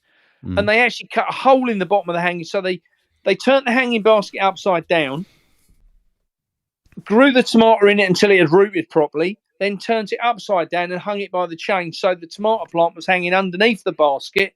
They then planted some flowers in top so that it looked pretty. But there was all this massive amount of, you know, red tomatoes coming on. And I just thought, just how simple is that to just start thinking about it? You know, if the average person's got 5 hanging baskets hanging around the house and they was to stick a tomato plant in every one of them, suddenly you've got your own tomatoes for months of the year. You know, you're right. And people also, could just start doing something. kiwi fruits you can grow now. Are they okay in the shade? I'm thinking of growing some kiwi fruits in the shade. Not Are something they- I've ever grown in the UK, I've got to be honest. It is a sort of a. Well, they grew them in Italy, didn't they? But with sauerkraut, you can make sauerkraut easy from a cabbage. It really is the easy peasy way and that's very good for your gut. Yeah, Gloria's made it in the past. Yes, it takes about 3 or 4 weeks for it to mature, but it's perfectly okay. But you got to get the salt ratio right, and it's 2% salt because any more than that, and it's too salty. That's Right. what I found. You know. I'll tell you one thing I did get the chance to play with this year. Where we were living, the lady was going out to Ecuador and she very kindly donated me 5 beehives. And Wow. and I sent 2 off to one place with some friends and the other 3 came down, donated them to where we are now. And my mate came up to collect them. And I went to take the lid off the first one and realised it was still full of bees and I thought they were all empty. So we wrapped it in cling film, put a lorry strap around it so it couldn't separate the box, and then covered it with a like a dumpy sack, a builder's bag, you know, over the top of it, and we put it in the front of the van, and they travelled, and we did everything they told us we shouldn't do, literally everything. We got it wrong, and they say, well, you know, you can't move them for any more than 20 minutes, and they had a 5-hour van drive back from Suffolk to Somerset, and they are just heaving. And the other day I got a chance, the first time, I've never done bee beekeeping myself, had them on the farm, but never done the beekeeping. And I had a chance to take the honey out and spin the honey and to play with all the wax and everything else. And it's like, Jesus, those little creatures are so freaking intelligent. Do you know, if you look at a honeycomb, every one of those little holes has got a different flavour inside it. So when they go out and bee number, 297,000 comes in and they smell him and they go, oh, you need to go to G4, sir. And then the next one will come in, they say you need to go to F27, please. And they know what hole it's got to go in accordance to what pollen they brought back. That's just absolutely surreal. Blew my head. So, so when you see some of them are really full and some are, only half full when you're looking at the comb, that's why. And it's just like, wow. So, and I had the pleasure of hexagons. Yeah. Perfect hexagons, because apparently hexagons are one of the best things for absorbing energy. Wow, didn't know that. Yeah, that's incredible. And also, it's important to get honey which is locally grown, because there's something about all the goodies in your body needs locally. Yeah, that's the thing. And I'm off to Delicious, which is on your list. Which is actually in Hertfordshire, and they sell raw milk and honey. And I'm going to get some honey before it goes up in price, because it's bound to go up in price soon, and get some raw milk as well. But I believe that even with raw milk, you can't really have true organic milk, because isn't it right that they've got to give a cow additives or something so it keeps producing milk? I don't know much about that sort of it. No. If once they've had a calf, they'll produce milk until they dry up. As long as you keep taking the milk away, you can keep milking them. I didn't know that. What about goats? Is goat milk better than cow milk, or it's got a lot more bacteria in it? I like goat milk. Gloria doesn't like the taste of goat milk at all. I love it. But raw milk's definitely better than pasteurized. For me, like you said with sauerkraut, Chris, exactly the same with raw milk. It's got all that natural bacteria in it, which builds your stomach, your gut bacterias up. That's right. And that is absolutely crucial. This is why people are so ill these days. Because no one's got no good gut bio anymore. And it's so easy to put in place with local raw honey, local raw milk. It's so easy to put in place. You're right. And also with sauerkraut, people get muddled up with pickling. You don't pickle it. All you do is use salted water, and you leave it 3 weeks, and you can look on, there's loads of YouTubes about it, but don't buy sauerkraut, because it'll be pasteurized and crap eyes and God knows what. It's not the proper stuff. And I actually put a carrot in when I do it with cabbage, and that gives it a little bit of oomph. But it lasts. They say it lasts 3-4 months. It lasts virtually forever, because it's salted water. So that's it. But now Patrick has said, he said tyres with sidewalls cut off, well for raised beds and composting. Yeah, well, I turn tyres inside out. You can do that. Yep. There's a technique you can do that, and what you do, you just cut round the outside edge of where the tread is on both sides, and you can turn them inside out. There's a technique you can do. You use that, but so now is the time to plant. Definitely. There's nothing you can't set this time of year. And do you know, a friend gave me a pumpkin the other day, a Crown Prince, which is a silver one, and they've got such a beautiful taste. And I took 237 pips seeds out of that one pumpkin. So when you go and buy those seeds in the shop, they're about £2.99 for about 6 seeds. So, people say, I can't get any seeds from anyone. Well, ask people. If anyone's saved any seeds, they'll be happy to share them. I went home to Suffolk at the weekend, and one of my friends was just setting up a new community garden. And I dropped her off loads of butternut squash and pumpkin seeds and beans and all sorts. And it's so easy, because, when you look at a pumpkin or a marrow, for instance, a marrow's got hundreds of seeds in it. Oh, yes. But I'm thinking about, for small gardens, what is a good cropper? What gives you more bang per buck, as as they say. I mean, carrots take a bit of space. Courgettes are easy to grow. They'll literally, because you only need one tiny bit of soil for them to grow in. The rest of it will grow along a pavement. The actual bit with the courgettes on. They don't need to be, kept all on soil. So you can grow courgettes in a bucket, for instance. Just let it hang over the side of the bucket, and it will take off across the patio. Cucumbers, Excellent. really easy to grow in a bucket, up a pole. Just put a couple of nails up the fence and tie some string up, and the cucumber will climb up. Tomatoes the same. Salad's so easy to grow, and it's so quick and abundant. Lettuces, things like lettuces. Pick the leaves. Don't cut the actual lettuce. Pick the leaves, and just keep picking them from the outside, and you'll pick them all summer right up until September, October time. That's interesting. Mark, sorry, carry on, mate. Yes. Oh, I was just going to, for a complete numpty like me, right? Yeah. I'm just, as you're talking, I'm just bringing up sites and looking at stuff so I'm not going to just, the soil in the garden's crap.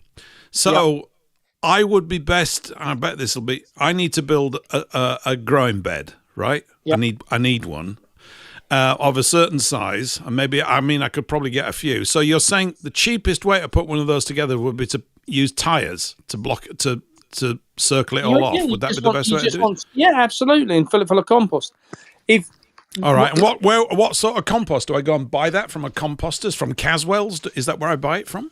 Yeah, I mean, Caswell's for me, definitely. Their compost, the Eco Green compost they do, I think it's ecogreencompost.co.uk. They do a multi-purpose, and I have grown everything in that, from all the seedlings. I've potted out in that. I've put lawns down with it. Everything, that compost does everything. And what I love about their compost from an environmental friendly point of view, it's actually grown on their farm. So it's made of 3 components they produce on the farm, and it's bagged on the farm and distributed from the farm. It's just love it. Is this that guy that you had on the show that was saying he's been doing it for 20 years or something? Or is this a different crew? There was a guy that was on with you. Richard Higgins. Right. He's got a piece of kit for doing it at home. But no, Caswell's for speed of purpose for people who want to. But one thing I would say is, if you're going to grow, let's say 2 tires high, okay? All right. In the bottom, you want to put as many twigs, leaves, small branches, anything, any natural organic material, put it in the bottom one, and then put compost on the. And the reason I say is because that will break down over the course of time. It will hold water. So it's really good then at holding water because it's organic matter. It'll break down slowly. And if you grow stuff in it over the winter, as that stuff decomposes, it gives off heat to the roots of the plants and keeps them all healthy for the winter. It's brilliant. And that's called hugelculture. What about keyhole gardening, though, Mark? That one where you have a compost heap in the middle of a raised bed that goes round. And as you're putting the compost in the hot summer, as the compost, as your kitchen scraps rot down, it's providing moisture for the plants. And that's on a keyhole garden. They started it in Africa, apparently. I've never heard of that, but that's an absolutely great idea. Yeah. And what you do, you start off with a wire mesh round. Then you have like a brick, it's very difficult to explain, like a brick outer shell, so to speak, that's filled with compost. So what you do, you walk into this keyhole part, pour all your kitchen waste into this middle part and cover it, of course, to stop flies. And in Africa, where it's bleed not, you don't have to water it. You don't have to. It decomposes, and of course, it produces moisture for your plants, and it's good quality moisture. And you just keep adding the crap as you want, So that was the idea. Well, with that in mind, my ex-partner, she used to have a composter in the corner of her garden, and again, she put all like the chicken waste and obviously scraps and stuff from the kitchen in there. And the one year it was absolutely heaving with earthworms. It was really, you turn it over and there'd be thousands and thousands of earthworms in every time you turned it over. It was brilliant, absolutely brilliant. Oh yes, and Barefoot Foreigner says, want to test your gut strength? Take a tiny amount of bicarbonate, and I think that must be in water, and see how quickly you burn. Should be very fast. Definitely within 3 minutes. Otherwise, you need something like apple cider vinegar. That's Eric. interesting. Eric. Hello, mate. Hey. Hello, Patrick. As our cheese mush. Yeah, you've been putting that chat, and it's anyway. You've been quite. Yeah. I wanted to tell Paul because he's thinking of doing it with tires. Yeah. The best thing to do is cut off the sidewalls with a box cutter. Otherwise, I use a multi-tool with like a hook razor blade to cut off the sidewall and keep it wet. Keep it wet with water, and it'll slide through like butter. So and then stack. Does Go ahead. the tire eventually decompose? No, I haven't had any decompose. No. They last forever. People make houses out of that. They pack soil on them and make walls. That's it. But you there's can, a as I say, massive scrap tire dealer near us because I knew someone who worked there. They'd probably just give some to me, wouldn't they? Really, if I need some tires. Oh yeah. Do you need if you're growing things in beds as well? Do I need a sort of protection force to stop slugs and things? What's likely to come? Is there stuff likely to come along? You see how stupid I am. I don't know anything. If you're growing lettuces and stuff, do I have to employ a small, surveillance team and protection team to actually protect my lettuces? One of the best things I've seen, Paul, for keeping the slugs away, especially, is a product called Fraz, which is by a company called the Mad Company. Right. And that's effectively soldier flies, what have been ground up and added to their own waste. You just put a tiny bit around your plants, and it just keeps everything away because the slugs smell the soldier fly, and the soldier fly is something, a natural thing that attacks them, so they just keep away from it. Right, that's good. Oh, interesting. And because I would be a multi-millionaire where I live if I was a slug farmer and slugs were needed. It's like a bleeding slugs knocking shop, my garden. Slugs and snails are everywhere. Little bastards that you name it, they're there. And you know anyone with chickens? No. Yeah, I do. Collect your slugs up and feed them to your chickens. They love them. They do, yeah. I wonder what some people use calcium carbonate, like lime, like hydrated lime, and make a whitewash, and then they whitewash their plants with them. It's harmless to the plants. It's not. Or take pot ashes from your fireplace and mix it with water and spray it down. I don't think they like it very much. So it's also something about chippings they don't like as well. So if you're growing something in a pot and you put chippings around it, I'm sure. Not in my garden. The little bastards slide over it.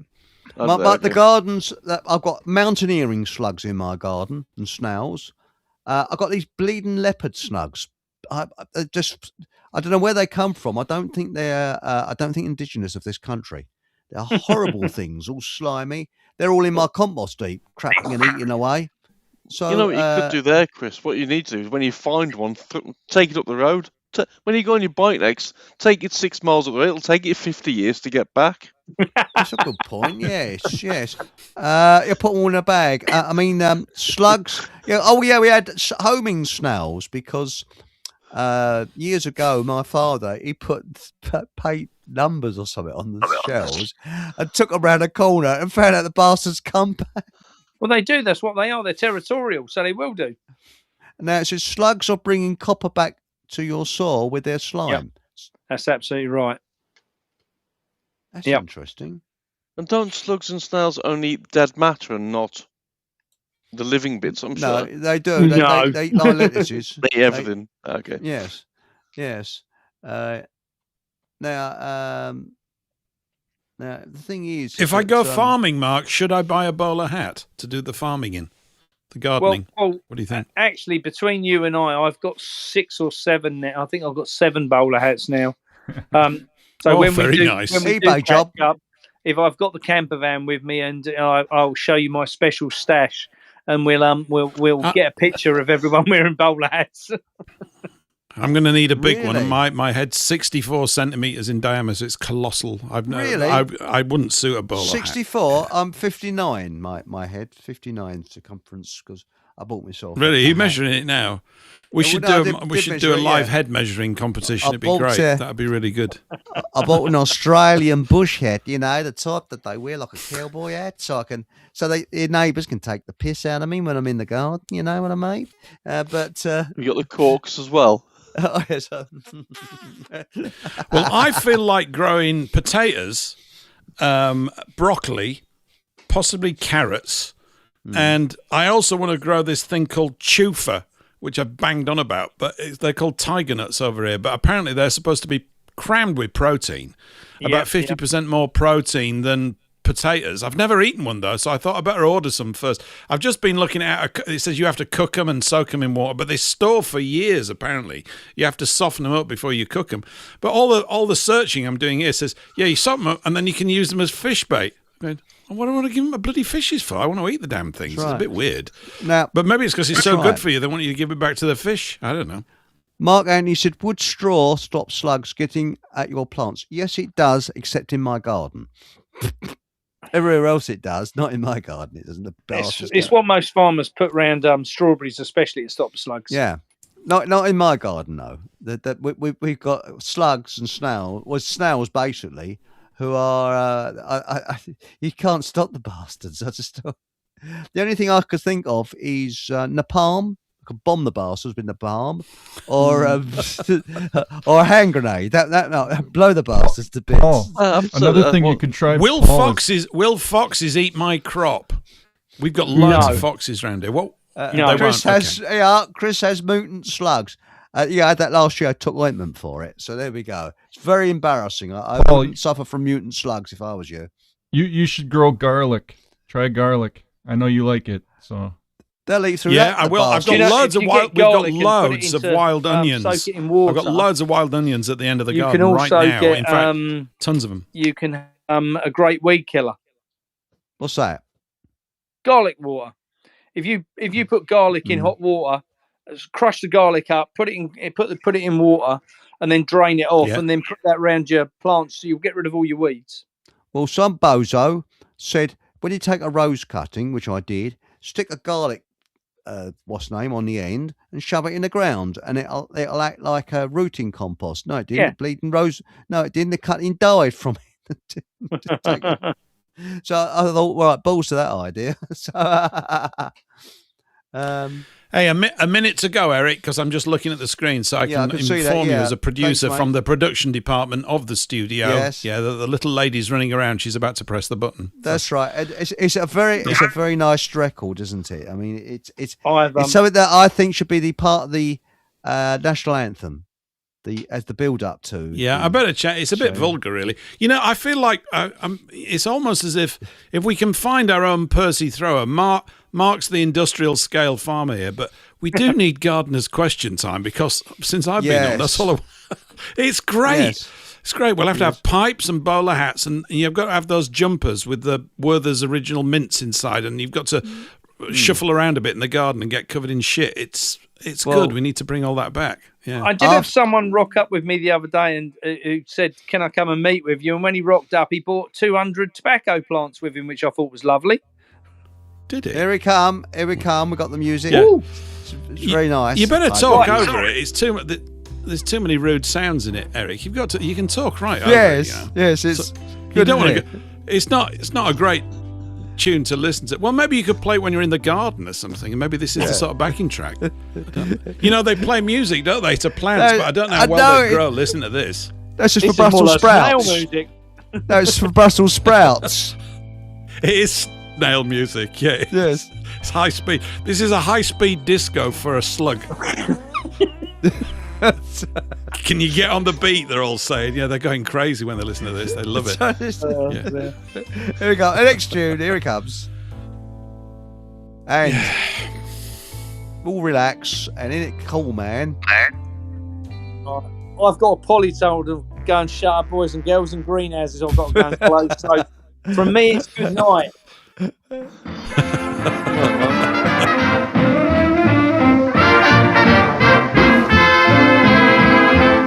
Bye-bye, FFT Radio.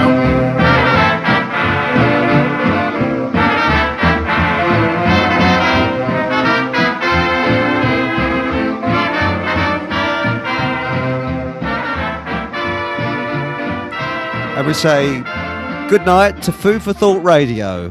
And thank you very much for joining us. Good night, guys. Wake up your mind. Move. Night, Mark. Your day. Oink, oink. Smart little bites that brighten your way. You're listening to Food for Thought Radio. Here at FFTradio.com. Cluck, moo, oink. Thank you very much. And we're still continuing on Rumble, YouTube, Telegram, Facebook, and I believe we're also on Soapbox Radio and Holy Land Radio and Holy Land FM. And Chris, I'm going to need to vacate as well, if that's okay. 'cause I'm okay, absolutely and is it the fart tune that did it? You know, shattered. It was well timed yesterday, though, wasn't it? yes, but actually, I've got a new little tune. Would you like to hear a new little tune? New little tune. Quite nice it is. Hang on, I got my new little tune. Hang on, right, there we go. Come on, any minute now. And this is a nice. I think this is. You can vote on it. What you think? And here it is. It starts. It started. Welcome to the Eric Fornesic Show, I think it's a time delay. where eyes lead to the pulp of the bird, where fine myriads go and faces and gold. Welcome to the Eric Fornesic Show. Welcome to the Eric Fornesic Show, where eyes meet in the pulp around the bay.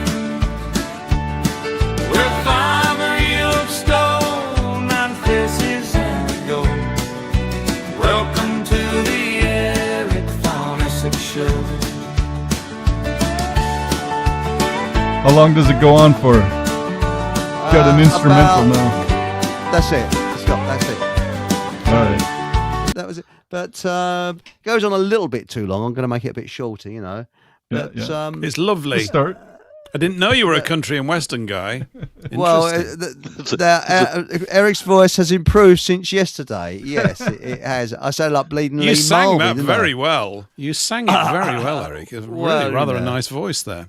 Thank you so much. And if you believe was that bullshit, you believe anything. I was expecting Lee Majors to come in for a second, then as the full guy. So hi there. But what is it about country and western music? Don't I ask you, in America, do you find it embarrassing as well? This sort of where you No. get these blokes all dressed up. It comes from bluegrass, I think. And yodeling type music. It's a strange genre that it kind of fell out of. It's like a cross between bluegrass and yodel music, like Swiss yodel music. Yodeling. See, we actually had these in the early 1800s. There was this guy by the name of Charles Fourier who set up these utopian communes in France, and then they brought them to America, to places like Texas. So they had a lot of Swiss, German, French immigrants that came in, and that's where you get a lot of the Texas type country music, and it crosses over with yodeling. Like Jimmy Rogers was a good example of the early cowboy type, yodeling cowboy. People don't whistle or yogle now, but there's an introduction to Survival Steve, which is very Middle Eastern, and you might have a snake coming on soon if I play his music. So yeah, I think you played one of his introductions the last. That's show. right. Yeah. But no, this growing thing, I think, going back, I mean, is the supermarket shelves looking a little bit empty in the States where you are, Patrick? I don't know. Our local grocery store is actually closing down, and then a food co-op is coming in with better quality food, hopefully. Hopefully, if it's anything. But it's going to be more expensive because usually these things are. Yeah. You get what you pay for, though. Do you have a way. McDonald's where you are? Oh, well, that's good. We have or fast food. a couple bars, crap. though. Like pubs. Yes. Pub food. And that's always microwaved in this country. It's not Is it? There are some good pubs that sell proper made food, but they are, most of the time, you go in, you sit down, and within a minute, it's something.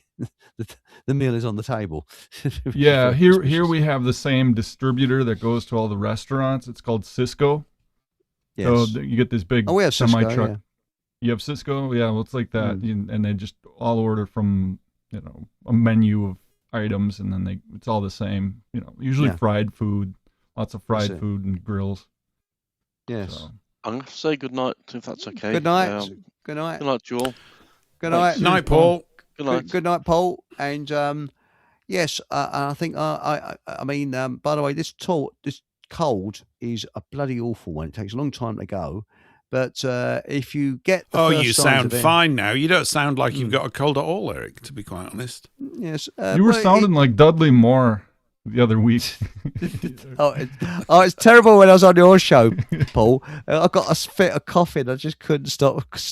Yes, I know. You're not trained on the mute button. It did lend a little bit of atmosphere to proceedings. Yes, give it a certain sort of feeling. I did mute sometimes, but sometimes I was coughing so bad I didn't have time to reach for the bleeding thing. But I did notice. Who's coming up on your show this Thursday?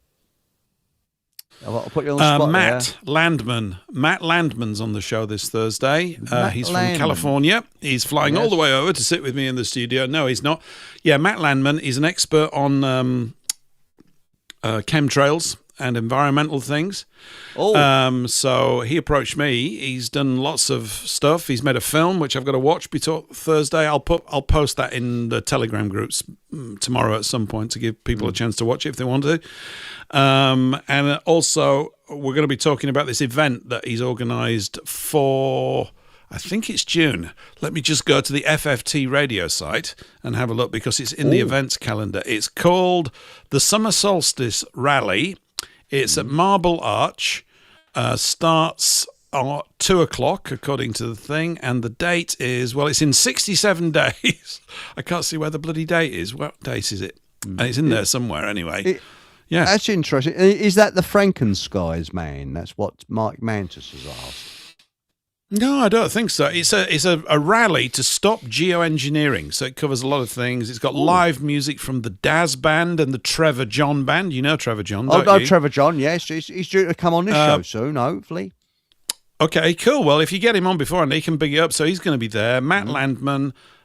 Speakers include Sandy Adams, Francis O'Neill. I know Sandy Adams because I've spoken to her a couple of times. She may be getting a show on FFT at some point soon. Francis O'Neill, Louise Thornton, Matt Landman, and Britons for Clean Air. That means no farting, Eric. My word. It's terrible. So we'll be opposing them with all the energy and vigour that we can. Well, you mean a man can't break wind in a public space? It's outrageous. Yeah, we're going to create a stink there. I can tell you that. We're very well create a stink. Yes. Oh, there's another band on it. Well, there's another band here which I quite like. I like their name, Unregistered Chickens. Yes, which is great. So there's a band on called Unregistered Chickens, which is nearly as good as my favourite band name ever, which is Half Man, Half Biscuit. It's just the most amazing band name ever. They're still brilliant as well. Going about. Yes. Yeah, they're very. Yeah, they did the Trumpton riots and all this wonderfully weird, surreal stuff. It's very funny. You've got to be. It's very English though. It's like supremely sort of English humour, and. Yeah, so anyway, so he's coming on to talk about that. He's a nice guy. I had a good long chat with him.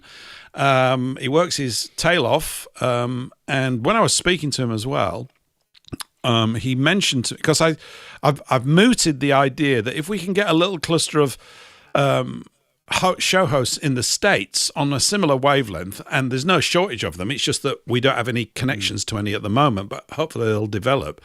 Then we can hand over the airtime for FFT from like 11 o'clock at night or midnight through till 6 and 7 in the morning to US hosts and possibly even an Australian one. So somebody from Australia wrote to me the other day, and I want to find out whether he can, they could come on at sort of like, I don't know, 5 o'clock in the morning our time, midnight, and they could have it from 5 to... What happened to Mr. Hobbs?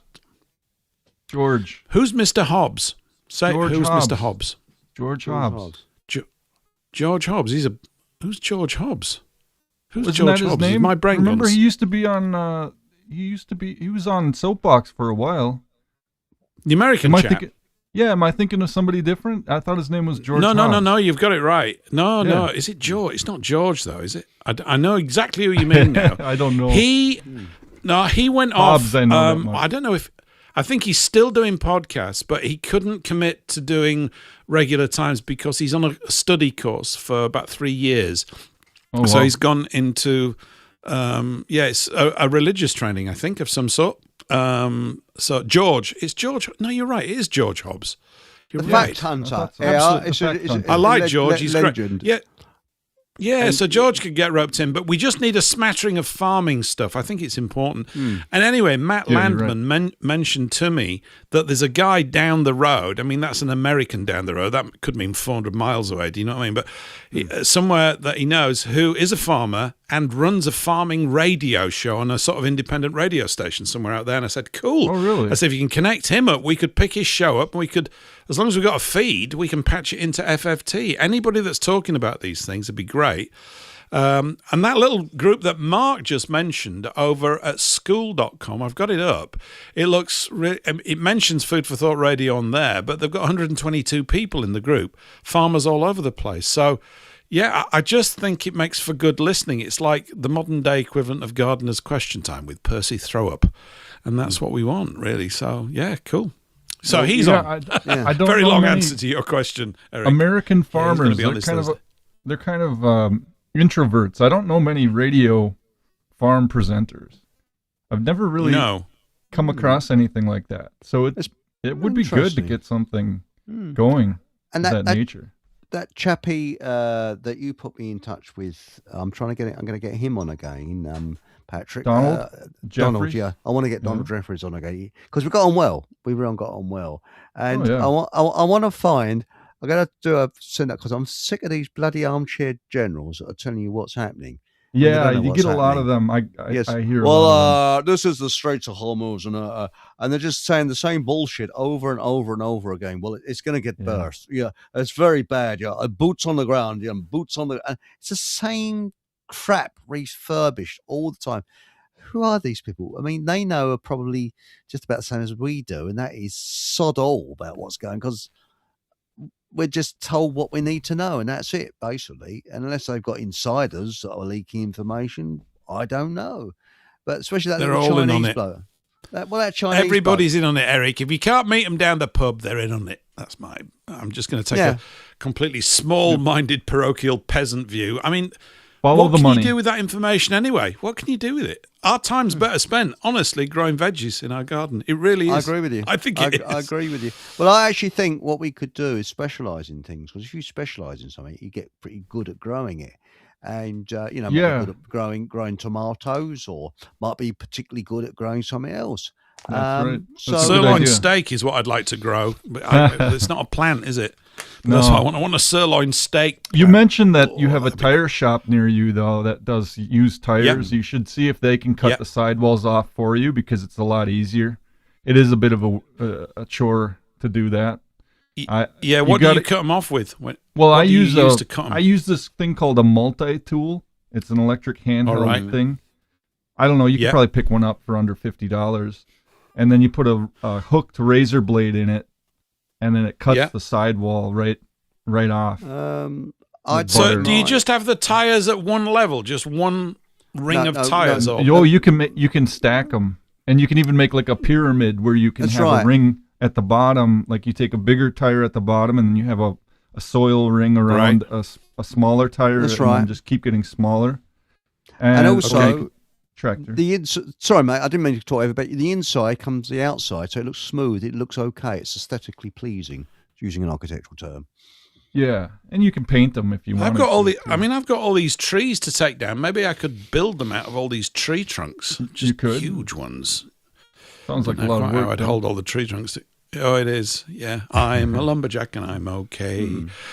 But yeah, and also I was trying to get that on YouTube. That bloke who's for a joke, tongue in cheek. Now, I say this about DJB2. He says my late father spent a lot of time in the Straits of Hormuz and warned me about the Island in the 1980s. Did you see that bloke? I don't know where he was. He's somewhere in America, going up to, I think it's college students, and so excuse me. do you think it's homophobic for it to be the straight of Straights. homos? We should be the gay of homos. And when this girl's going, oh yeah, I think you're right there, yeah, because it's very homophobic. We've got to have the gay of homos. And he kept a straight face, and the amount of thickos that go, oh yes, it is, isn't it? Yeah, we got to change it, yeah.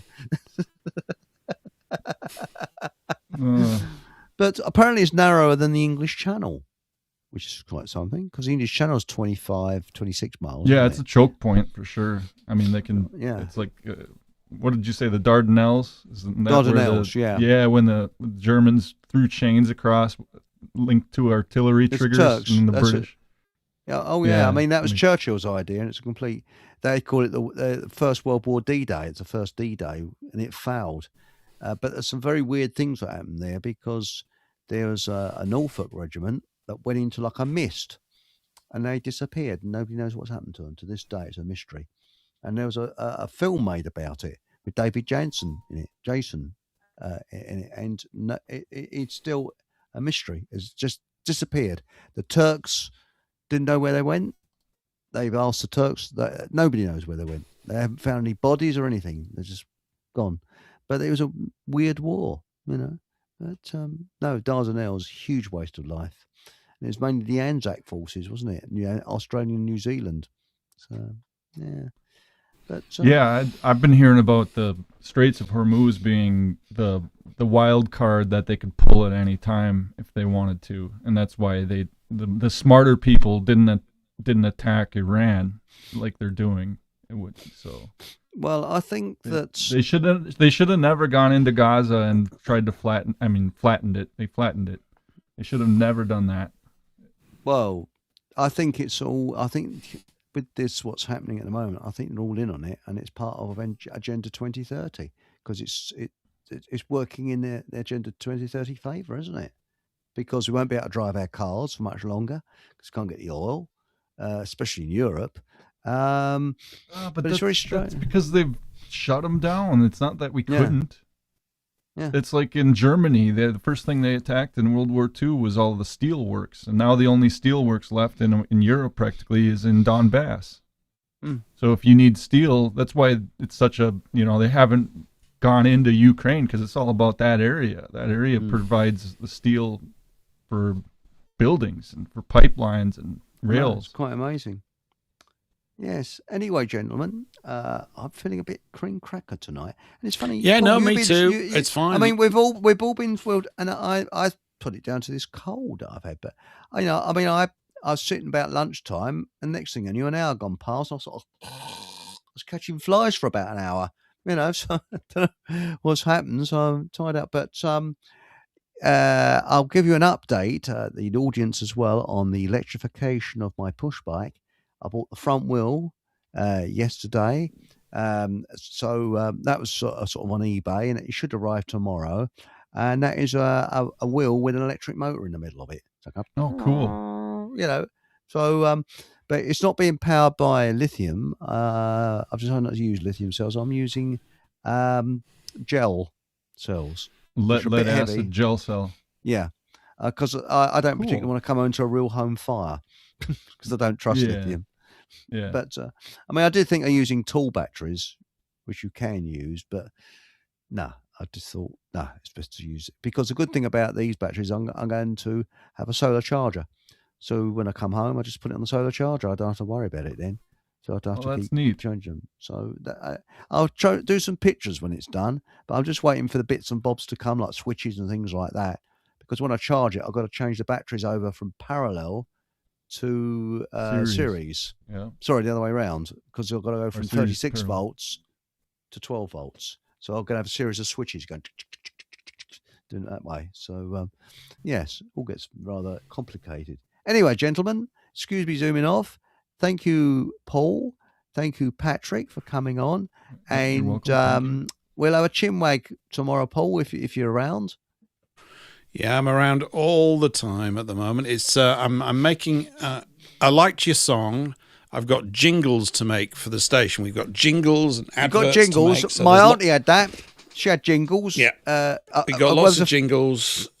and adverts to make, and just lots of fiddly things to keep working on. Actually, I was on with Ria yesterday. I had a funny day yesterday because I went out to a meeting. I'll talk about this on Thursday after I've died. I went out to a meeting yesterday which was about status, your status as Lord of Fockham Hall, not in the face of the system, all this kind of stuff, and the whole idea of trusts. And I don't mean just trusts as you immediately think of them as an asset protection, but as a sort of dynamic of life. Everything, God sort of created the first trust by creating this place. He's the sort of settler. And this dynamic is evident in all of our relations. This sort of, who's the trustee, who's the beneficiary. And it's sort of grandiose language, but it describes basic operations. Very interesting, and kind of hurt my head a bit, because there were sentences in there that I've not heard a lot much, and you've got to sort of distill these words and what they mean. But that was bloody interesting. And then I was on with Ria yesterday, and she kind of turned it over to FFT, so I got sort of 25 minutes to bang on about it a bit, which was good. Sounds interesting. So yeah, it's just look, listen, it'll either go or it won't. I sound sort of ambivalent about it, but it's really the voice of experience speaking, because you can sort of lay it all out as a plan on a sheet of paper. All you can then do is just give it as much bananas as you can and see what you get. And if we've got people to bolt on, and I just need to keep bolting them in. There's some good people, but it just takes a bit of time for me to get back to them. There's a lot to do. I'm interested in the morning. That would be interesting in the morning. So I didn't mean to cut across you there. I think once we've got a few more, I would. I mean, it's almost like there's a morning slot, and people, you could almost have different hosts on it, but it's got to be structured. In the sense that I do think we need something where you've got a news feed coming through, and we're going to tell the news, but from a completely different perspective. There's nothing new with that as an idea. I think that's a great idea, and I think radio. You run out of material otherwise. It's just it's a material monster. Is radio? It just consumes everything in your head. You've emptied it all out in 6 months. You know what I mean? You go, oh God, I don't know what to talk about. Oh, we've got to have someone that looks around the news and tells us. We definitely got to do that because, quite honestly, it's too much work for us to do. There's somebody that just likes looking up the news. Oh, well, yeah, there is a couple that are doing that Mark knows, and they're putting like a news service together. I don't know whether they're going to do it as audio, but it's a news gathering service that they want to build. Because, there's all these events taking place. I've got more to post up there. There's just, the more people that know that it's taking place and they can get publicity, there isn't going to be a shortage of info. It's just sorting it and getting it published. It only takes 2 minutes to go, yeah, we've got 500 stories to deal with. How are we going to deal with that? It's that kind of stuff. And also to maintain focus, I think, on working with, in my case, the English and the Scots and the Welsh and the North, because that's who I live with. I live with you, right. That's right. And it's that. And we spend far too much time talking about the bloody Middle East and all that kind of stuff. And we've got to, because our government are traitors, and they've immersed us in all this shit. And I never gave them permission to do that. And, so. And we should be looking at how we're going to dig the coal out and things like that. But when you mentioned the word jingles, that triggered me off, because my auntie, she had shingles, you see, and she had a Scottish boyfriend. And this is true. This years ago. I was a little toddler at the time. My parents said, he answered the phone. He said, "Hello." She said, "I believe, Auntie, Auntie Grace is ill, isn't she?" No, who was it? Yeah, that was it. Yeah, Grace is ill, isn't she? Yes, she's got the jingles. Jingles. And that's what's triggered me off. Yeah, she's got the jingles. Oh, yes, she's totally got the jingles. But but no, I think that, because in America you suffer from tiles, don't you? Because shingles are what you put on your roof, aren't they? Shingles and tiles, yeah. Yes. Anyway, just leaves me. So this Thursday, 8:00. On the Paul English Live on Rumble. Yeah, Matt will be joining us at 9. He should be joining us at 9 for the last 2 hours. I think there might be another guest in the first hour. I don't know, really. I like getting guests on. And if it turns into more of a sort of, an ideal format would be 3 different guests over the 3 hours. I think it would. I agree. Something like that. And then adding in a breakfast show or something in the morning would be a lot of fun. I'd really like to do that. I think we just needs to be organised before we start, because we need a first lot few of weeks backup. are great. But we can You need a do. lot It's of just backup keeping on it. that. It's keeping it going. It requires an awful lot more work than possibly people who've not done That's this right. understand. It just does. There's a lot of things to it. I think we need and something shout out like... to Patrick as well, because Patrick's kicked me enough. So Telegram, in the Telegram groups, and I'll speak to you this about the Fockham Hall group. Every time a new show pops up on FFT radio, it gets automatically notified out to the Telegram groups on FFT. That's brilliant. They begin to ping up. Thanks, and Patrick. there's so much that we can do with all this stuff, and it just takes a bit of time. But it's publicity, isn't it? And that's what we need. It's just creating more awareness, because I think there's a lot of good things that are going to be said here. There's already been a lot of good things said, but I think there's a lot more to come. So I think also we need a show like... Have you ever heard of the show called... It was in the 60s, called That Was the Week That Was? With Millicent Martin. Millicent Martin and David Singing. Frost. And Yes. and it was very quickly done, and it was at a very fast pace. And the writers didn't have 5 minutes to breathe. They just, that was it. But it had a huge crew that actually fed that. It really was. You need a load. Look at Alex Jones. Not you. I'm asking you to, but if you look at Alex Jones's setup, right, it's like, I'm a bloke in a car. No, you're not, mate. There's an actual massive backup team, right, that's built up over years. I don't know what the wage bill is, but it's considerable. And these guys are all. You go, well, that can't take much to just press a button. It's a bit more. There's just loads to it. Oh, there's a lot. I mean, there's just a lot to it. Well, I did the magazine, the Fockham Hall Times. It took me a month of Sundays to do 6 pages. It takes ages. Yeah, well, you're going to be doing it again soon, mate. We need it. We need the Fockham Hall food report, don't we? We do. Definitely do. But if we have different journalists putting bits into it, even Patrick, you're invited as well. We can then put it together, and then people can either print it off from the website, or they can pick copies up, and I think we can get it printed quite cheaply. But at that point, thank you very much for joining us. And thanks, Eric. Please join Paul English on the Paul English Show at 8 o'clock on Rumble this Thursday. And Patrick, you got anything to promote at all? Not at the moment. Okay. And all it leaves me to say is, whatever happens, stick your thumbs up, please. Consider subscribing. And whatever happens, have a bloody good laugh. And good night.